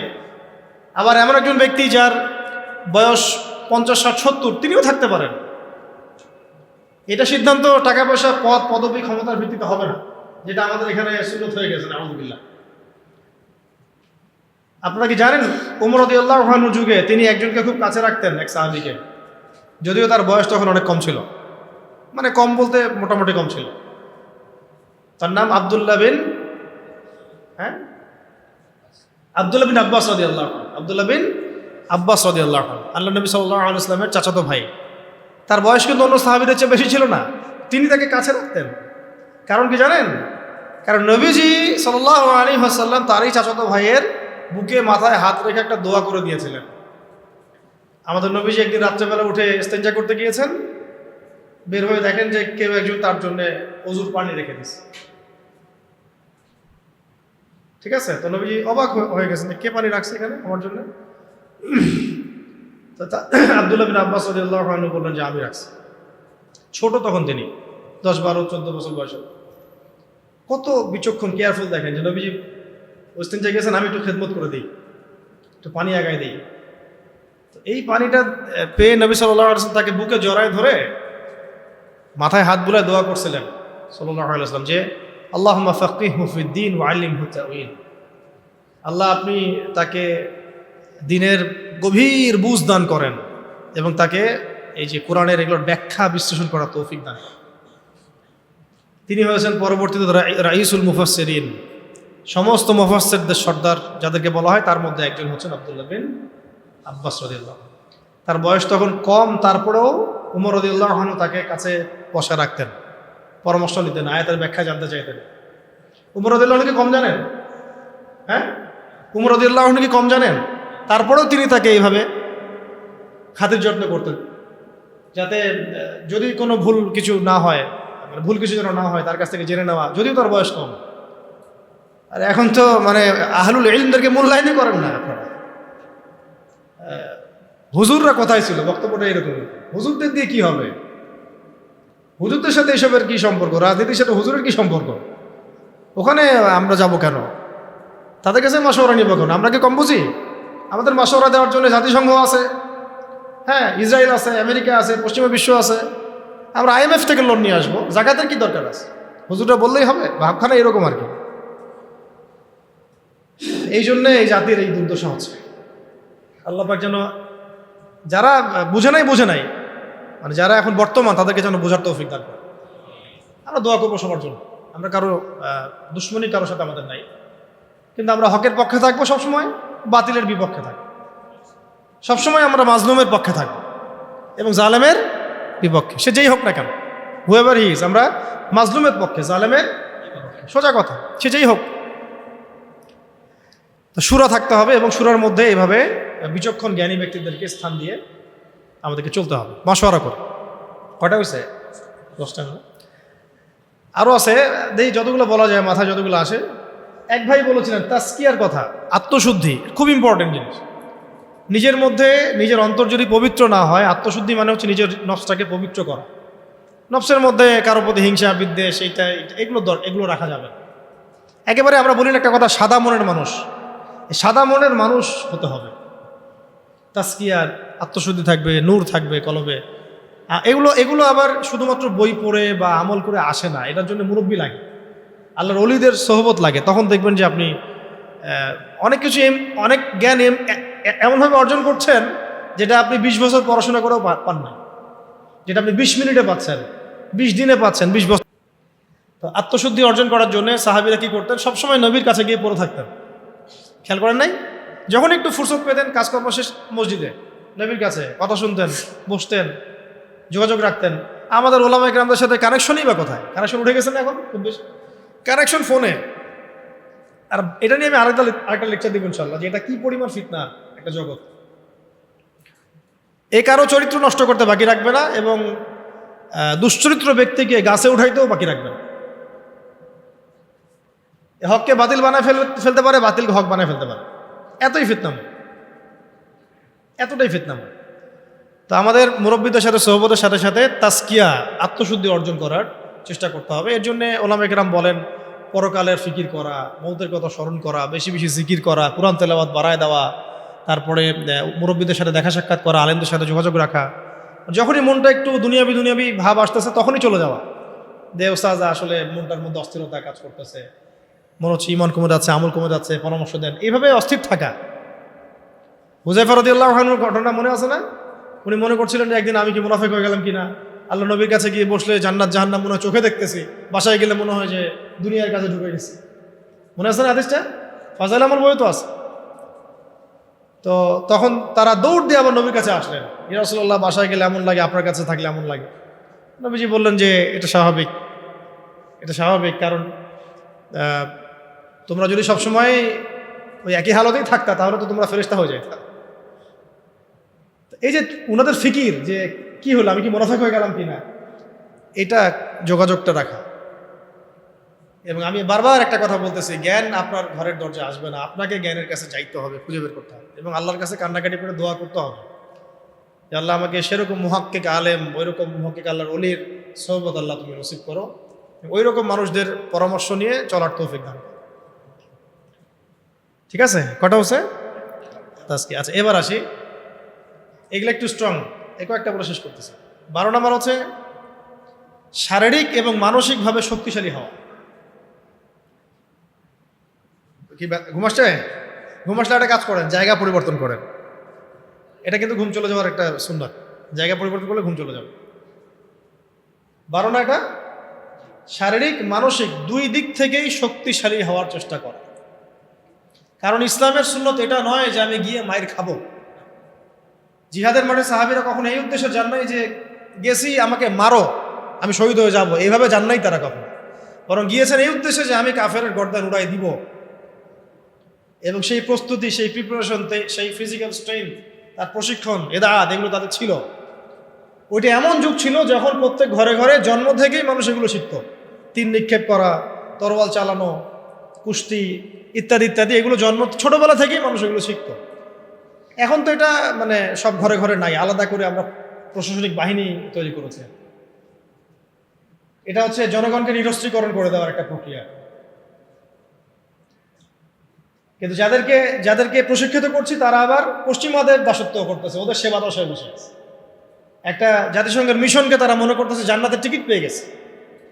নাউযুবিল্লাহি মিন যালিক, তাই না? একটা মিশনের জন্য আপনি কোনো কোনো ক্ষেত্রে মুজাহিদ ভাইয়ের মুখে গুলি চালাই দিচ্ছেন। আল্লাহ পাক আপনাদেরকে বোঝার তৌফিক দান করেন। এটাকে এদাআত বলে, শরীয়তের ভাষায় কি বলে? এদাআত মানে হচ্ছে মানে শারীরিক মানসিকভাবে শক্তিশালী হওয়ার চেষ্টা করা। অ্যাটলিস্ট আপনার ফিজিক্যাল এক্সারসাইজগুলো করা, মার্শাল আর্টস শেখা, বা তারপরে সেলফ ডিফেন্স শেখা। এখন তো আর ওই পরিবেশ নাই যে সবাই ওইসব অস্ত্র চালানো শিখতে পারবে, এটা তো সবার ক্ষেত্রে প্রযোজ্য হচ্ছে না। কিন্তু অ্যাটলিস্ট মেন্টালি এবং ফিজিক্যালি স্ট্রং থাকার চেষ্টা করা। কারণ এটা সুন্নত নয় যে আমি গিয়ে মায়ের খেয়ে চলে আসবো। সাহাবেরা এই উদ্দেশ্যে জিহাদের মাঠে যান নাই, বরং গিয়েছেন কোন উদ্দেশ্যে? যে আমি মারবো, যদি আল্লাহ পাক আমার ওখানে শাহাদাত লিখে রাখেন তাহলে সেখানে আমার শাহাদাত হবে না। 313 জন নিয়ে যখন আমরা 1500 জনকে হারাচ্ছি, তার মানে কি বুঝতে পারতেছেন? তারা কি ফিজিক্যালি এবং সামরিক দিক থেকে দুর্বল ছিলেন? আলী রাদিয়াল্লাহু আনহু একাই তিনি 10-20 জনের জন্য যথেষ্ট ছিলেন। উমর ইবনে খাত্তাব একাই 10 জনের জন্য যথেষ্ট ছিলেন। হামজা রাদিয়াল্লাহু আনহু যেদিন শাহাদাত বরণ করেছেন উহুদের দিন, ওই দিনও তিনি এমনভাবে যুদ্ধ করেছেন যে তাকে হত্যা করেছিল ওই দিন, তার নাম ওয়াহশি। নাম কি মনে আছে? ওয়াহশি। তাকে চুক্তি করা হয়েছিল যে যদি তুমি শুধু দূর থেকে তাকে বল্লম নিক্ষেপ করে হত্যা করবে, এতটুকুই তোমার কাজ, তোমাকে মুক্ত করে দেওয়া হবে। আমরা বলবো রাদিয়াল্লাহু আনহু, কারণ তিনি পরবর্তী ইসলাম কবুল করেছিলেন। এবং এই ওয়াহশি রাদিয়াল্লাহু আনহুর হাতে আবার মুসাইলামা কাযযাব মারা গেছে। তারও অবদান এখানে। আল্লাহ পাক তাকে জীবনটা ঘুরাই দিয়েছে। আল্লাহ পাক তাকদীরের মালিক, দেখেন কিভাবে আল্লাহ পাক জীবন ঘুরাই। বলতে চাচ্ছি যে যেদিন হামজা রাদিয়াল্লাহু আনহুকে এইভাবে শাহাদাত বরণ করতে হয়েছে, শহীদ করা হয়েছে, ওই দিন ওয়াহশি নিজের মুখেই বলেছিল, সিরাতের মধ্যে আছে যে আমি অনেকবার চেষ্টা করছিলাম যে কোন দিক থেকে তাকে আক্রমণ করা যায়, কিন্তু তার সামনে যাওয়ার সাহস আমার হচ্ছিল না, কারণ সে সাদা জামা পরে উড়ন্ত বাজ পাখির মতো যুদ্ধ করতেছে, সামনেই কেউ যাইতে পারতেছে না। হামজা রাদিয়াল্লাহু আনহু এত বড় বীর ছিলেন। পরবর্তীতে তিনি বলেন যে আমি পাথরের আড়ালে লুকিয়েছিলাম, পিছন দিক থেকে আমি তাকে দূর থেকে বর্ষা নিক্ষেপ করেছিলাম, যেটা তার নাভির নিচ দিয়ে এদিক দিয়ে বের হয়ে গেছিল। বর্ষা ঢুকে যাওয়ার পরেও ওয়াসি বলছেন, পরেও তিনি ঘুরে আমাকে আক্রমণ করার জন্য চেষ্টা করছিলেন, কিন্তু তাকে সময় তার সাথী দেয় না, সময় তাকে সাথ দেয়, পড়ে গেছেন। মানে যখন বর্ষা ঢুকে গেছে, তখনও তিনি তরল উঁচু করে মারার জন্য চেষ্টা করেছিলেন, কিন্তু শেষ মুহূর্তে পারেন। এই ঘটনাটা নিজের মুখে ব্যাখ্যা করেছেন ওয়াহশী। যখন মক্কা বিজয় হয়ে গেছে না, তখন নবী সাল্লাল্লাহু আলাইহি ওয়াসাল্লাম সবাইকে মাফ করে দিয়েছেন, সবাই ইসলাম কবুল করতে আসছেন, ওয়াহশীও আসছে, মানে বেলাল রাদিয়াল্লাহু আনহু তাকে ধরে নিয়ে আসছেন, আরে এখন ইসলাম কবুল করো, নাহলে তোমরা করতে পারবা, আর কেউ বাঁচাতে পারবে না তোমাকে। তখন আল্লাহ নবী তাকে জিজ্ঞাসা করেছেন যে কাইফা কাতালতা হামজা, কিভাবে হামজাকে হত্যা করেছিলে তুমি? তখন তিনি নিজের মুখে বিবৃতি দিয়েছেন। এটা শুনে নবী সাল্লাল্লাহু আলাইহি ওয়াসাল্লাম নবী হিসেবে বায়াত নিয়েছেন তার ইসলামের জন্য। কিন্তু আরেকটা স্টেটমেন্ট তিনি দিয়েছিলেন যে যদি তোমার চেহারাটাকে আমার সামনে থেকে দূরে রাখতে পারো তাহলে সেটাই করো। এই কথাগুলো, এ ধরনের কোনো স্টেটমেন্ট যদি আমরা দিই অনলাইনে, মানুষ বলবো অহংকার প্রদর্শন করছে। এগুলো গায়রত, এগুলো ব্যক্তিত্ব। ইসলামের বীর সেনা হামজাকে তুমি হত্যা করেছো, সে আমার চাচা ছিল, খুব মানে মহব্বতের চাচা, দুধ ভাই। কষ্ট পেয়েছেন তিনি, এটা শুধু তাই না, তার লাশকে চিরে ফেলা হয়েছে, কলিজা ছিঁড়ে খাওয়ার চেষ্টা করা হয়েছে, পারে নাই। আপনারা এখনো যাবেন উহুদের প্রান্তরে, আমি আল্লাহর কসম করে বলতেছি, হামজা রাদিয়াল্লাহু আনহুর কবর থেকে আপনারা সুঘ্রাণ পাবেন, যদি আপনাদের কলবে ঈমান থাকে, ওই চেতনা থাকে। একবার দুইবার না, আমরা যতবার গিয়েছি ততবার পেয়েছি, এখনো পাই, কন্টিনিউসলি মানুষ পায় ওখানে দাঁড়ালে। এটাকে নিয়ে কি ইস্যু বানাইছিলেন একবার দেখছেন? এই উনার মাকবারা থেকে যখন এরকম মিশকাম্বরের ঘ্রাণ আসে, তখন আমরা এটা কি বলতে পারি? জাহান্নামের ঘ্রাণ আসতেছে বলবো, না বলবো জান্নাতের ঘ্রাণ আসতেছে? কি বলবো? কমন সেন্সহীন একটা প্রজাতি, গরু ছাগলের মতো কথাবার্তা বলে। হামজা রাদিয়াল্লাহু আনহুর কাতিলের ব্যাপারে নবী সাল্লাল্লাহু আলাইহি ওয়াসাল্লাম নিলেন, বায়াত নিলেন ঠিক ইসলামের, কিন্তু কি বললেন? চেহারাটা যদি দূরে রাখতে পারো, ঘুরে রাখতে পারো, তাহলে সেটাই করো। তো এটা আসলে তাকদীর। পরবর্তীতে আল্লাহ রাব্বুল আলামিন তাকে তৌফিক দিয়েছেন, তার হাতে আবার মুসাইলামা কাযযাব, মহামিথ্যাবাদী ভণ্ডনবী, তার মানে খালাস। একইভাবে তিনি মুসাইলামা কাযযাবকেও হত্যা করেছেন, দূর থেকে পল্লব নিক্ষেপ করে একেবারে জান বাজি রেখে। তারপরে তিনি বলছেন একটা স্টেটমেন্টে যে আজকের পর থেকে আমি মুসলিম সমাজের মধ্যে হাঁটবো, কেউ আমাকে কাতিল হামজা বলবে না। আজকের পর থেকে আমি মুসলিম সমাজের মধ্যে হাঁটবো, কেউ আমাকে বলবে না যে এই হামজার কাতিল, বলবে সে হচ্ছে মুসাইলামা কাযযাবের কাতিল। বাই দ্য ওয়ে, একটা কথা বলে ফেলি মাঝখানে, আমাদের সমাজে এই যে কাদিয়ানী মুভমেন্ট চলতেছে, এরা এই যুগের মুসাইলামা কাযযাব। এরা কি এই যুগের মুসাইলামা কাযযাব? যদি আমরা দেখি যে ওরা এখন আবার ওদের মতবাদ প্রচারে স্বাধীনতা পাচ্ছে, আমরা এটা চরমভাবে প্রতিবাদ করবো ইনশাআল্লাহ। এবং উত্তরবঙ্গ জুড়ে এদের কার্যক্রম তো বেশি, আপনারা তো জানেন। এদেরকে যেখানে পাবেন সেখানে শায়েস্তা করবেন, জ্ঞান দিয়ে, জবান দিয়ে, আদর্শ দিয়ে, সব দিক দিয়ে। এদের সাথে কোনো উঠা বসা চলাফেরা করবেন না, মুআমালাতি করবেন না, কোনো ব্যবসা বাণিজ্য করবেন।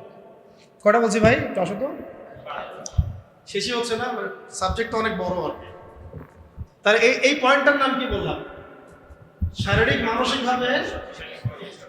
এর আগে বলেছি তাসকিয়া মানে আত্মিকভাবে শক্তিশালী থাকা, আর এটা হচ্ছে শারীরিক ও মানসিকভাবেও, এটাকে আমরা ইদাত বলি, মানে প্রশিক্ষিত থাকা, প্রশিক্ষিত হওয়ার চেষ্টা করা। আল্লাহ পাক আমাদেরকে তৌফিক দান করেন। আমি কটা বলো? 12টা না? আচ্ছা, 13 নম্বর হচ্ছে, আজকে কি বেশি ভারী ভারী কথা বলতেছে নাকি? পরে যেতেছে কেন? আচ্ছা,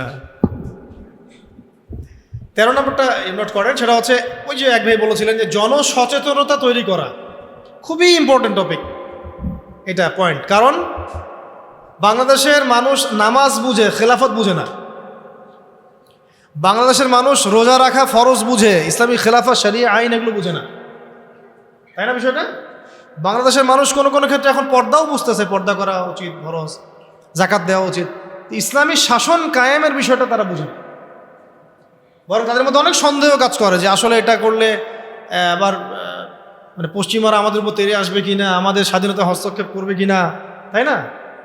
এইটা তাইলে এই খিলাফার সুফল, উপকারিতা এবং এটা না থাকার কুফলটা জনগণের মাঝে প্রচার করা, ব্যাপকভাবে দাওয়াতের মধ্যে এটা নিয়ে আসা, এই শব্দগুলো ব্যবহার করা, এবং এর বাইরে বিপরীতে যে তাগুতি সিস্টেম, যে so called democracy, so called secularism, communism, so called nationalism, এগুলো যেভাবে আমাদের ক্ষতি করতেছে, ইসলামের শরীয়তের পথে বাধা হয়ে দাঁড়াচ্ছে, এটা মানুষের সামনে স্পষ্ট করার, মানে এক কথা পয়েন্ট হচ্ছে জনসচেতনতা তৈরি করা, খেলাফার পক্ষে জনসচেতনতা তৈরি করা। কয়টা হলো? 13। 14 হচ্ছে অমুসলিমদেরকে বোঝানো, অমুসলিম ভাই বোনদেরকেও এটা বোঝানো বা জানানো যে খিলাফার আন্ডারে তারাই সবচেয়ে বেশি সিকিউর থাকতে পারবে। কারণ একটা প্রশ্ন ওঠে খেলাফার কথা আসলে, যে খেলাফা হলে কি এটা মৌলবাদী রাষ্ট্র হয়ে যাবে কিনা, হিন্দুদের উপর অত্যাচার হবে কিনা, এই হবে কিনা, সেই হবে কিনা। এটা সম্পূর্ণ একটা মিথ্যা বানোয়াট বোগাস। উমর রাদিয়াল্লাহু আনহু খেলাফত কালে কোনো অমুসলিমের উপরে যাররা পরিমাণ কোনো অত্যাচার হয়েছে?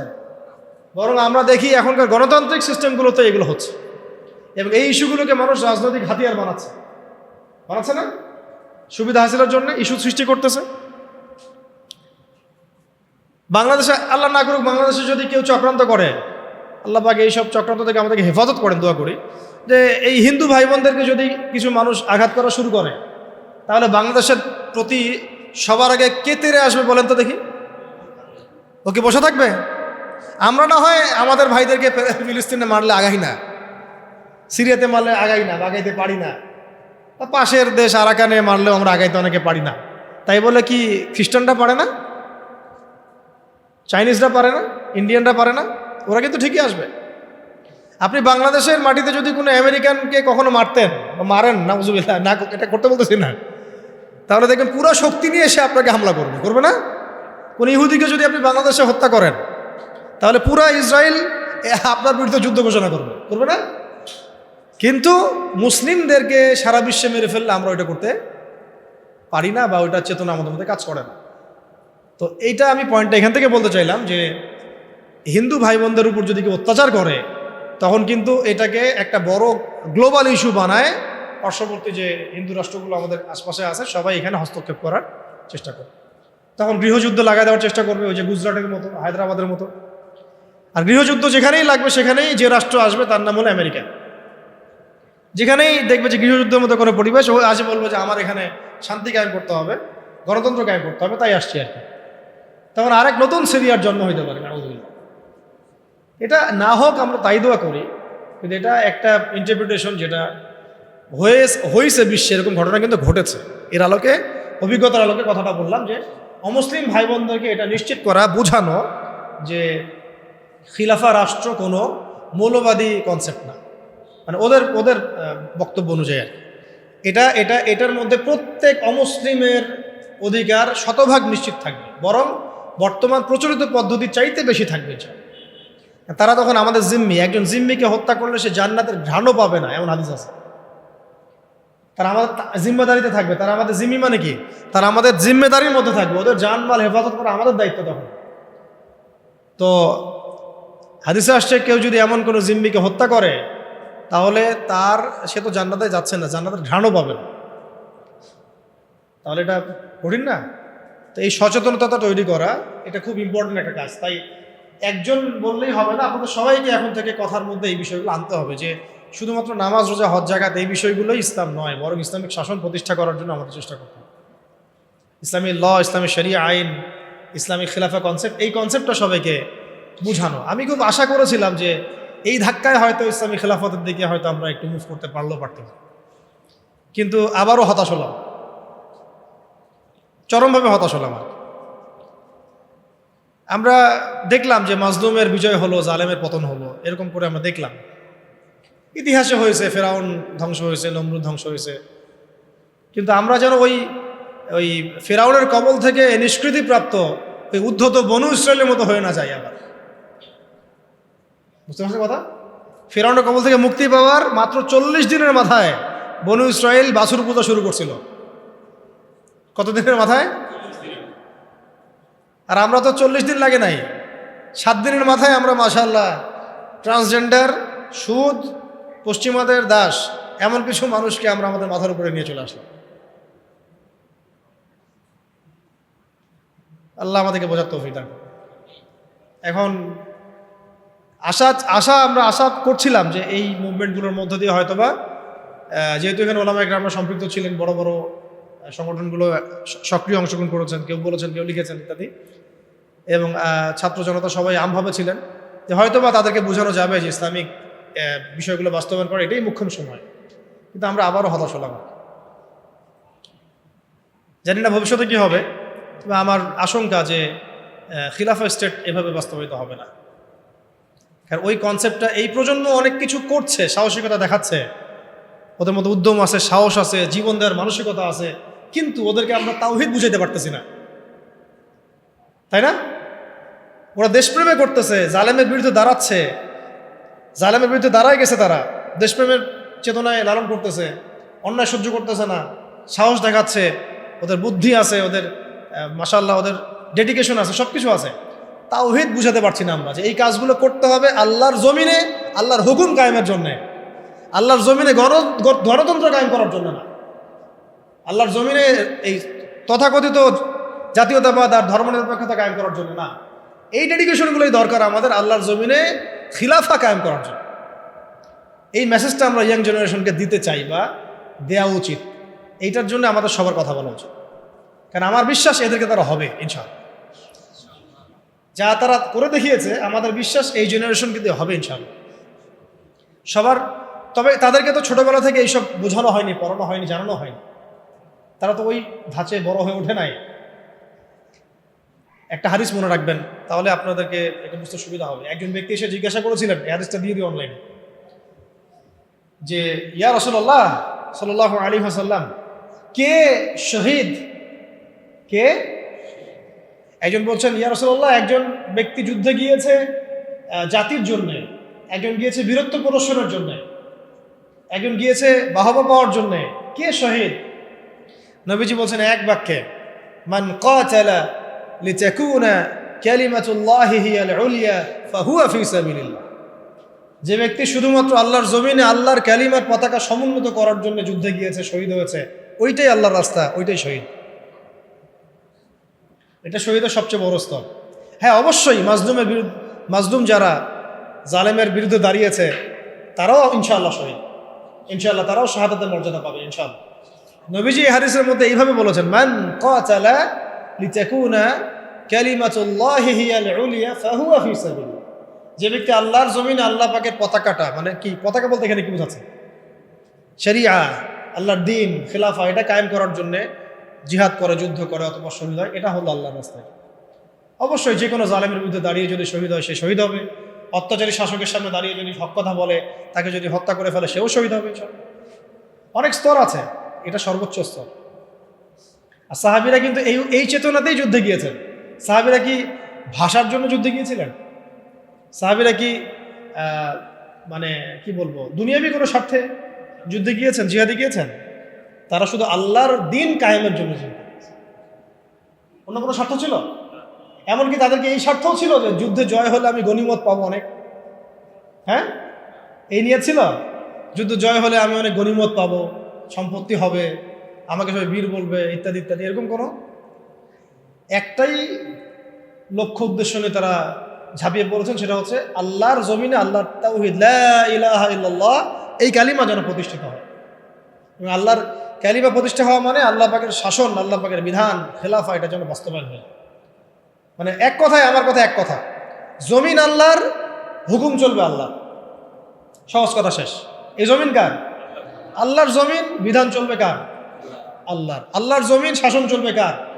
এখানে শাসক হচ্ছে আল্লাহর প্রতিনিধি, শাসক জনগণের কাছে মুখোপেক্ষী না। এখানে শাসক কার প্রতিনিধি? আল্লাহর প্রতিনিধি। আল্লাহকে রাজি খুশি করার জন্য সে জনগণকে ভালো রাখবে, জনগণের কাছে বাহবা পাওয়ার আশায় না, যে আমি আপনাদের জন্য এটা এটা করতেছি, আপনারা আমাকে ভালো বলবেন, এই নিয়েতেও না, বরং আল্লাহ তুমি দেখো আমি তোমার দেওয়া দায়িত্ব পালন করতেছি। কেন ওমর রাদিয়াল্লাহু আনহু রাতের অন্ধকারে ঘুরে বেড়াতেন আর মানুষের দুঃখ দুর্দশা দেখতেন? কেন তিনি দেখলেন যে একটা চুলার মধ্যে এক মা রান্না করতেছেন, খাবার নাই, নিজে গিয়ে বাইতুল মাল থেকে নিজের কাঁধে করে নিয়ে এসে তিনি তাদেরকে দিলেন? কি উদ্দেশ্যে? ওই মায়ের কাছে কোনো বাহবা পাওয়ার উদ্দেশ্যে? ওই বাচ্চাদের কাছে কোনো বাহবা পাবেন এই উদ্দেশ্যে? ভালো বলবেন এই উদ্দেশ্যে? দুনিয়াবি কোনো স্বার্থে? কোশ্চিনকালেও না। শুধু এক আল্লাহকে খুশি করার জন্য এবং তার ভয়ে যে আমার আন্ডারে যদি কোনো ব্যক্তি জুলুমের শিকার হয়, তাহলে তো আল্লাহ পাক আমাকে ধরতে পারে। আর আমি যদি তার এই দুঃখ দুর্দশা দূর করে দেই, আল্লাহ পাক আমার দুঃখ দূর করে দেবে, সন্তুষ্ট হবে। এখানে একটা মারাত্মক পয়েন্ট আছে যেটা আমরা মিস করতেছি। তরুণ ভাইদেরকে বলবো, নিয়াত ঠিক করে নাকি, আপনি কোন নিয়াতে এবং কি উদ্দেশ্যে লড়াই করছেন এবং সংগ্রাম করছেন। অবশ্যই জালেমের বিরুদ্ধে দাঁড়িয়ে যাওয়াটা অনেক বড় একটা সওয়াবের কাজ এবং এটা বিশাল মর্তবা, কিন্তু কাজ এখানে শেষ নয়। কাজ শেষ হবে কখন? যখন আল্লাহ পাকের জমিনে আমরা আল্লাহর খেলাফত বাস্তবায়ন করব। আমার কথা কি বুঝতে পারতেছেন আপনারা? তাই আমরা এই সচেতনতাটা তৈরি করব এবং তরুণ ভাইদেরকে বুঝাবো, তাদের পর্যন্ত বার্তা পৌঁছানোর চেষ্টা করব। এরপর যদি তারা না বুঝে আবার ঘুরে ফিরে সেই পশ্চিমাদের ট্র্যাপে পড়ে যায়, তাহলে আফসোস করা ছাড়া আমাদের কিছু করার নেই। তখন আল্লাহি তখন এই হাজার হাজার শহীদের রক্তের সাথে গাদ্দারি হয়ে যাবে, হবে না? তখন আল্লাহি, আল্লাহর কসম, এই হাজার শহীদের সাথে গাদ্দারি হয়ে যাবে। তারা তো পশ্চিমাদের সেবা দাস হওয়ার জন্য রক্ত দেয় নাই। আমাদের ভাইরা যারা জীবন দিল কয়দিন আগে আপনারা দেখলেন, তারা কি পশ্চিমা কোনো গোষ্ঠীর দাস হওয়ার জন্য রক্ত দিয়েছে? তারা স্বাধীনতা চেয়েছে। স্বাধীনতা মানে কি? আমি বুক ফুলায় সিংহের মতো চলবো আমার দেশে এবং আল্লাহর পাকের ইবাদত করব, কেউ আমাকে কিছু বলবে না, অমুসলিমরা নিরাপদে থাকবে, আমরা ওদের কোনো ক্ষতি করব না, এবং আমরা আল্লাহ পাকের জমিনে আল্লাহ পাকের বিধানগুলো বাস্তবায়ন করব, ওই আলোকে আমরা দেশ শাসন করবো। এটা উদ্দেশ্য না? এই উদ্দেশ্য যদি বাস্তবায়িত না হয়, তাহলে আমরা তাদের সাথে অনেক বড় গাদ্দারি করে ফেলব।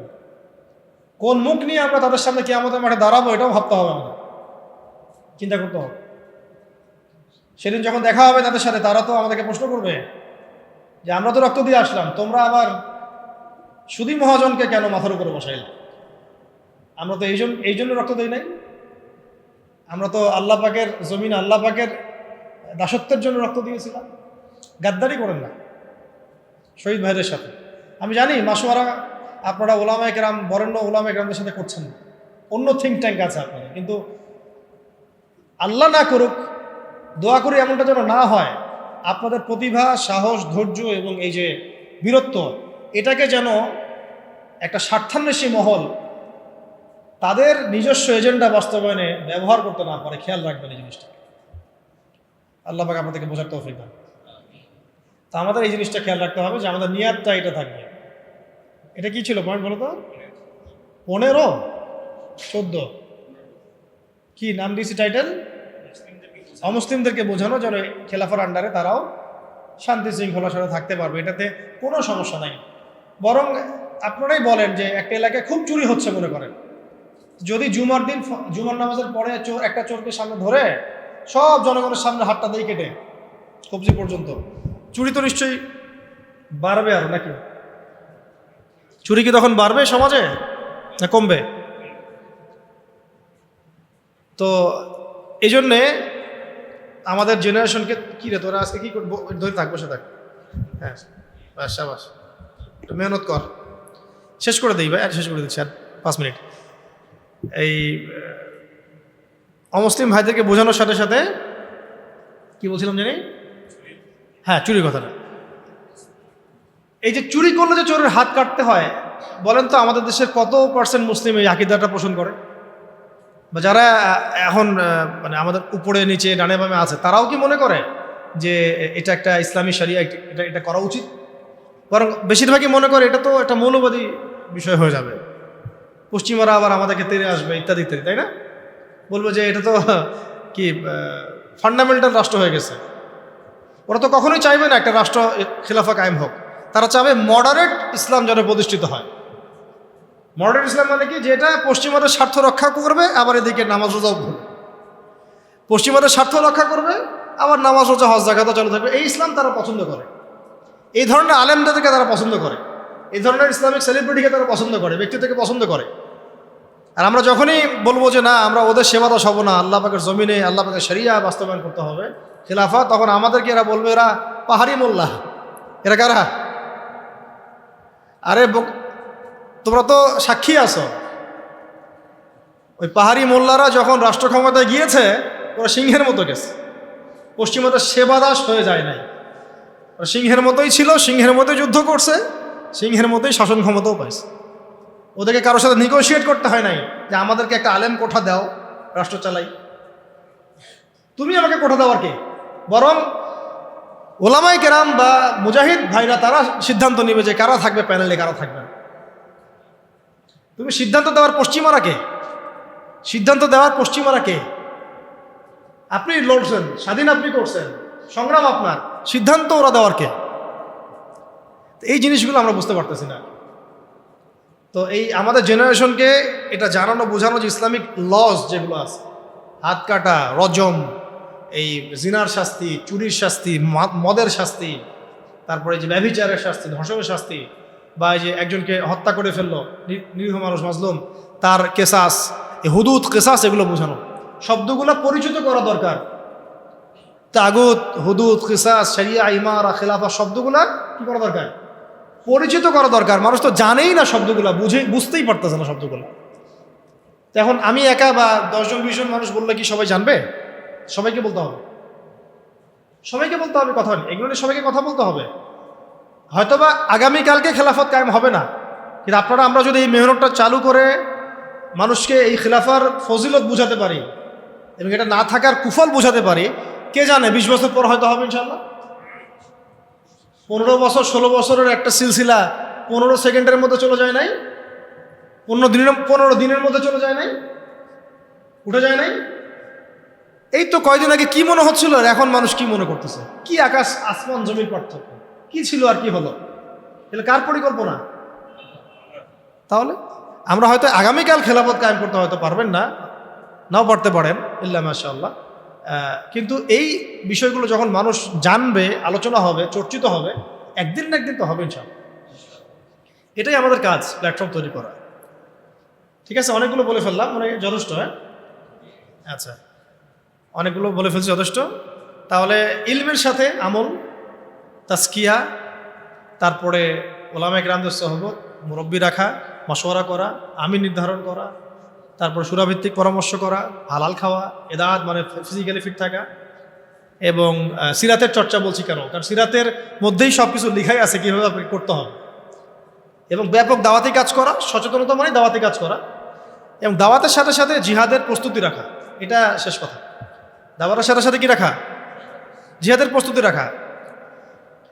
দেখেন, শেষ কথা, এগুলো শেষের দিকে কথা, যে মক্কায় হচ্ছিল না, সাহাবীরা আবিসিনিয়া চলে গেলেন, নবীজি তায়েফে গেলেন। কে জানতো যে মদিনা থেকে 6 জন ব্যক্তি আসবেন, সেখানে আবার ইসলাম পৌঁছাবে, সেখানে ইসলামিক রাষ্ট্র কায়েম হবে? কে জানতো? কেউ জানতো? দেখেন, দাওয়াতের মধ্য দিয়ে ইসলামিক রাষ্ট্রটা কায়েম হয়েছে, আর ওইটা একটা ইমারা প্রতিষ্ঠা হয়েছে। তারপরে দেখেন, পুরো আরবের মধ্যে যে ইসলামিক খেলাফার রূপরেখাটা, এটা কিন্তু শুধু দাওয়াতের মাধ্যমে তখন হয়নি, সাথে সাথে জিহাদও লেগেছে। আল্লাহ নবী সাল্লাল্লাহু আলাইহি ওয়াসাল্লাম মদিনার এই 9-10 বছরে কয়টা যুদ্ধ করেছেন আপনারা জানেন?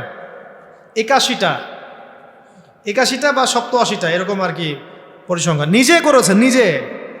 আমি সিরাত পড়েছি এবং সিরাতের আমি খুব ভালো স্টুডেন্ট, এবং আল্লাহর রহমতে আমরা সিরাত পড়াচ্ছি অনেক মানুষকে, আলহামদুলিল্লাহ। সিরাতটাকে আমি খুব গভীরভাবে পড়ার চেষ্টা করি, কারণ এখানেই সলিউশনগুলো দেওয়া আছে। প্রতি 1 থেকে 1.5 মাসেই যুদ্ধ হয়েছে, যুদ্ধের উপর যুদ্ধ। 9 বছর আপনি পড়েন মাদানী জীবন, 9 বছর